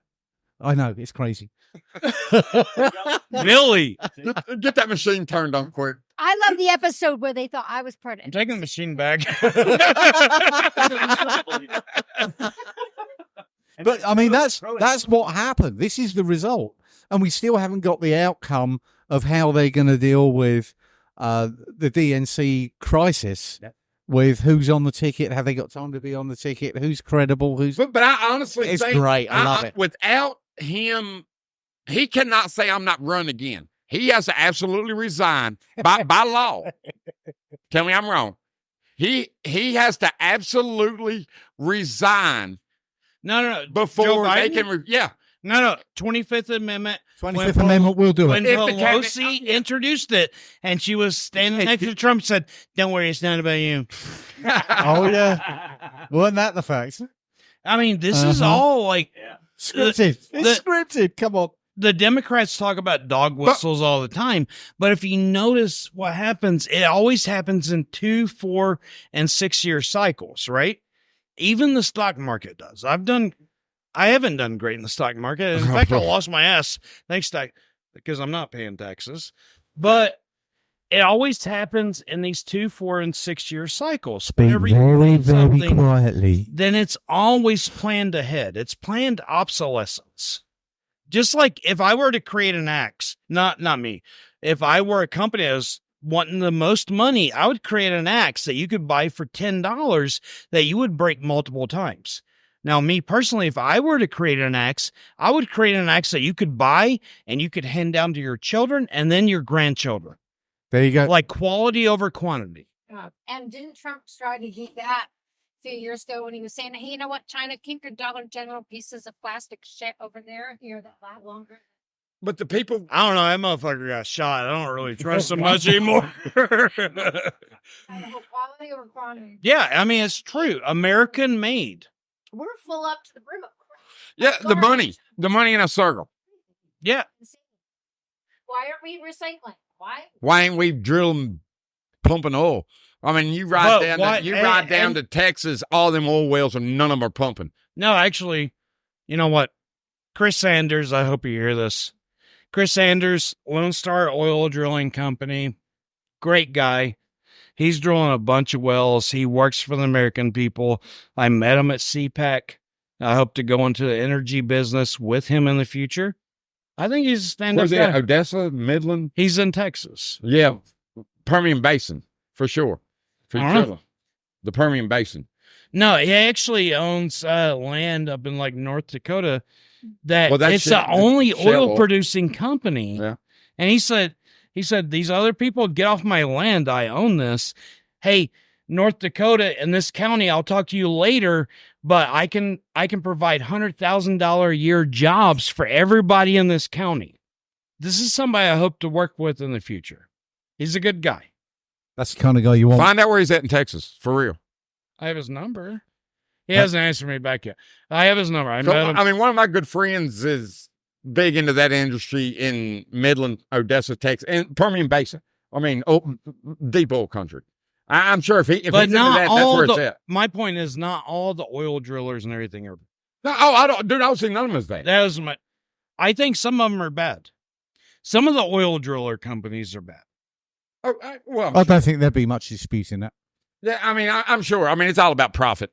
But what I'm saying is we're buying oil from all these other countries versus we got our own oil. We have plenty. A lot. Yeah. A lot. I mean, Stewart's been on the show many times saying Wires ain't even tapped. Stewart's told you on the show many times his granddad has an oil rig out in Indiana, and he said 30 years ago it went dry, and now all of a sudden it's pumping again. That's right. Like I think oil is a renewable resource. They claim that it's not to drive prices up. Sure it is. But well, our entire economic system on oil is based off of Argentina. Look at what we did to Argentina. Argentina, they found oil. And we went in and we said, hey, you know what? Let us set you up. Don't fall for it. Let's do all of your fences and waterers for the cows. Let's do all of your drills, all of your piping. Let us train people. Yes, right. And then we did that. We did all of that. Where's their economy now? We went in and said, you know what? Here it is. Here's the keys, but where's the check? And he's like, wait, what? There's a check. We had to pay for this. You said, let us come. Oh, you don't understand that all of this costs money. Okay. I guess we'll take it in the form of oil. we're going to take all of this money in the form of oil. And now Argentina, they're lined up miles and miles and miles on the side of the road because nobody has gas. Argentina should be the richest country on earth Venezuela. right now. Yeah, Venezuela. But the United absolutely. States went in and they hustled. Well, John Perkins. It's nothing wrote a that book about China that, isn't doing in Economic, Africa now either. Confessions of an Economic Same thing. China's doing the same thing in Africa. Yeah, they are. Like for You know, this is how The government empires brings it all roll. the way back home. This is how empires It's like do with it. farmers. Hey, we'll come in. We'll fence. We'll put all miles of fencing in. We'll fence out the creeks. We will drill wells. We'll put waters in. You don't have to pay them back. Oh, but hang on. But You ain't allowed to spread no cow manure on this. You ain't allowed to run but 100 cows on this. you can't be within 100 meters of that water source. By the time they get done with you, you're at 25% of what your herd before you started. But if you never take that, they could never force nothing. So that you've just been forced to drop your yield. Is basically what you're Oh, doing. we don't take no. We've never took No, it. never take a damn thing from them. My fucking cows right now, it's 100 fucking degrees outside. Guess where they're at? Oh, you see Under a the tree. pond is their fucking nose. They're all submerged plumb up to ears and nose. Oh, I mean, all of Babies this are thought, fucking hanging out, and I like it. all of this thought goes back to economics. Like, right? So this is the reason I started my business. Self-fund is because God bless you. I feel your pain. economically, it's better for me to start a business and spend your money versus my own. Well, that that's would save me money. Right? absolutely. So let's go in there and let's spend all of yours and let me keep all of mine, Bill. Let me spend yours and make money off of yours. If Billy had money, That's why these $1 million actors never invest in a film that they're prepared never to put their invest money in- it's behind. not a dollar of their money. They never put their money behind. There's only a few. The chap from Yellowstone, What's the old He's done man it. that's about to fall over dead? Clint Eastwood. Clint Eastwood's done it. He funds a lot of his shit. Yeah. Nice. Yeah, oh yeah. He's like Willie Nelson. How rich is he? How in the hell did we get on this when we were talking about Trump's? I've never heard this. We were Is trying to he talk about He's Trump. fully self-funded, but is he rich? Clint Eastwood, I mean, he was an actor forever, but then he started producing, but he uses his own money, like produces all his movies with his own money. Okay, so how much more money would he have made and had to himself and his family if he used someone else's money? Hundreds of millions. Yeah. Because it don't matter if it flops. Oh, do they? I didn't know that. Well, it's risk and reward, isn't it? I don't know. If they're bad movies, they're bad movies. Yeah. But I'm saying if you're using somebody else's money to produce it, you don't have to recoup. Yeah, I mean, if it flops, so what? You took your cut. That's why you never use your money to But if you fund use the your money, project. you're convinced. You're if good. you use your own money, you're risking your own money. But you're I was also willing to risk my own. Yeah, I'm You'll- willing to risk my own money. You'll Because you're get the convinced in points. what you're doing. you'll Yeah. get the points and the reward because what you're gambling on is your faith in your project, right? So if you have faith in that project, and you're going to write in, well, instead of me getting a fee, now I'm getting a percentage of a profit, Well, you're also paying yourself. and you're paying yourself. I mean, I'm a CEO of and owner of my own company. I do not take a paycheck. All of my money goes to my employees and back into the company. Every single bit of it. And that's responsible. That's responsible. It goes beyond leadership. I mean, that's Well, it's just like game stuff, right? Like Ryan Cohen. Shout out Ian Carroll who taught me this. That Ryan Cohen, he bought 9,001,000, I think, shares, and he's the CEO of GME, GameStop, and he doesn't take a paycheck. He believes in the company. I think that's what I mean. he'll get his. All right, just I think rewards. that's all that He'll matters. get his just rewards. And Yeah, you, he will. absolutely, because you have faith. That's a faith thing. Yeah. You know, No, and that's if you've got faith. I tell you what, that's a confidence you thing. can break every door down with faith. Well, it's believing in your product Right. and knowing it's true. Because just like this guy on GameStop, what was his name? Lucky Rabbit or something? I don't really know. He's like, let me lead this. And he boosted that stock so much. But he also showed that him boosting it had nothing to do with stock. Because the stock market has come out and they said, hey, all of your buys on all of these shares, they don't go into the company. They do not affect the stock price. They go into a pool who other stock owners, they buy that pool, and that's what affects the stock price. And I think that's what they're trying to show is that when you buy into a stock, which if any of us buy into a stock, they should affect the price. But we have all these overlords that are the pull, and they will not let us affect the stock price. You can't run it up. Yeah, Unless you God. cannot run it up. Right. We do not do it like You can do it with penny stock. the trading company. But No, you're you gambling can't. everything. Not anymore. Yeah, not anymore. No, it's all at high speed. Because whoever you buy the penny stock through, Yep. that's who controls the pool, and they will sell it to somebody. It's no longer you; it's the people above you. Yep. And that's a high speed trading shit too. I mean, that's going to kill you off the bat. I don't know anything about high speed trade. You're talking to shaken, not stirred right here. So I'm Look- stirred and shaken. look, it's probably a good spot to go ahead and close off. So we went a little bit longer than we normally do, and for good reason. I know Matthew and his lovely fiance and Maddox right here. They came up quite a distance. I know because I make this trip 20 times a year to go to my in-laws' house, so I know how long it is. So I want to get him off here and let him show Simon how his machine works, so we can start immediately next week. You're going to Reporting back. Hopefully, I'm hoping next week's show's going to have former Major League Baseball player Eric There we go. Owens and Ferrum. Maybe we'll be up there straight from the press box there at the baseball field. I think maybe they want to do the first show from there. So That'll be cool. I'm going to talk to Carter Chitwood. Big shout out to him, who's been a massive part of this show. So Chip, next Tuesday, maybe we're looking at being at Ferrum Baseball Field. We can talk some stories about our old camp days there. I'll see if I can find And some of those old I'm pictures. sure Abe will be there, Carter will be there. We'll have a good time. So Matthew, real quick, where can they find you at? You guys can find me at Rife Technology on X. You can find me at Real Rife Technology on Instagram. You can find my website at realrifetechnology.com. And other than that, I mean, just reach out to me on one of those platforms. I'll give you my personal cell phone number so you can contact me directly. Chip? You don't get that everywhere. But yeah, being a libertarian on Instagram, being libertarian without the G on formerly known as Twitter is now X. Facebook will be off our ban here in a couple of days. Stay with us. We can still post reels, but we can't post images, which is a crazy little ban we haven't had before. But we'll be off that soon. And, Nazis. Zuck loves to mess with us as he can. Yeah, we're at the Appalachian Podcast on Facebook and Instagram. We're closing in on 10,000 on Instagram. Chip's been a huge part of that. Thank you for all that too. I send him a bunch of memes all the times, and the ones that are good to collect. But it's crazy. I've had some like I had one about the owl in Louisiana going through the police car. It's like at 30,000 freaking likes, and I didn't collect. Some of my collab with him on, I'll get like 8,000. Some of them I do by myself be 17,000. It's mind-boggling. But and then at Get On Tap at X, obviously you can find us over there, which is where you'll get most of your interaction. That's where me and Matthew here go back and forth quite a bit.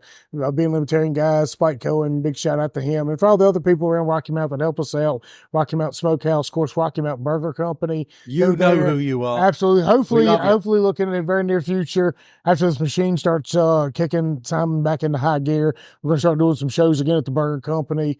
Hopefully we'll get Eric Owens there a couple of times. Do some shows downtown, Anastasia's, obviously, and Rocky Mountain Smokehouse, now that they got the fire taken care of. All those people who look out for us, take care of us. Rickman Inc., obviously.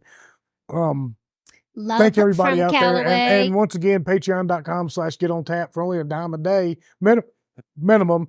No after show this week because we went really, really long. But you're helping support stuff like this. Like we're bringing Appalachian people together. We're like pushing Matthew over here. Personally We're affected pushing me. Chip.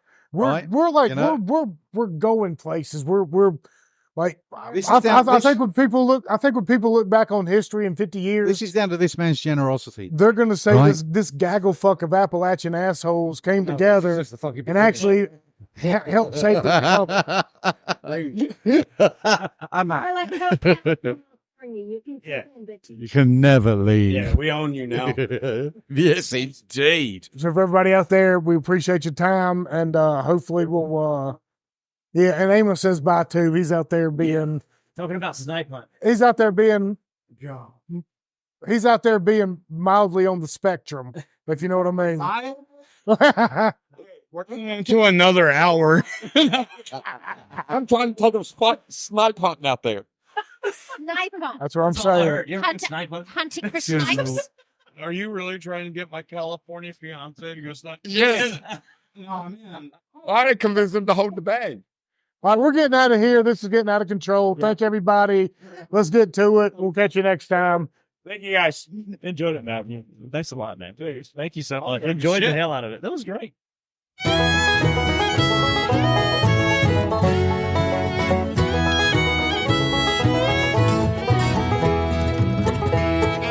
One day I opened up an old and dusty drawer. A little rusty piece of steel fell out on the floor. As I went to pick it up, my memory came back strong. It was Daddy's pocket knife he carried for so long. As I held that rusty piece of steel there in my hand, my thoughts wandered back to that hard-working man. An old piece of steel and worn-out cattle bone. Daddy's pocket knife has finally made it home.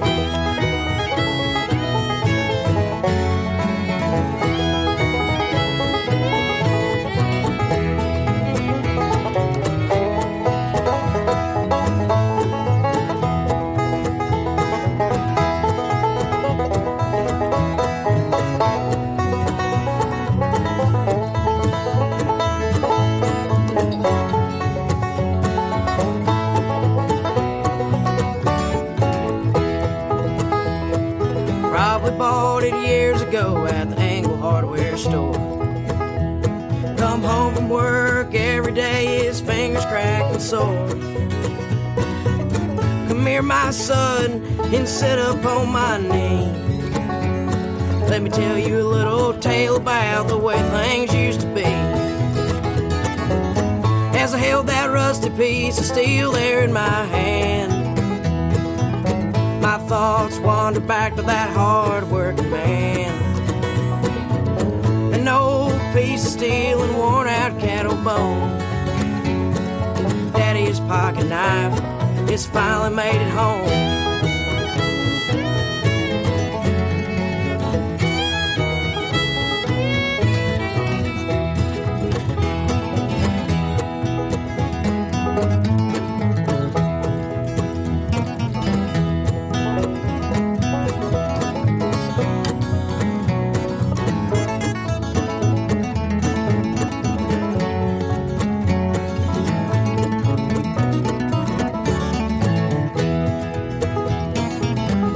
Fell from my eye on that dreadful day. I held that blade in my hand, no words were left to say. His time on earth was near, he placed it in that drawer, knowing one day his son would find it and carry it once more. As I held that rusty piece of steel there in my hand, my thoughts wandered back to that hard-working man. An old piece of steel, worn-out cattle bone. Daddy's pocket knife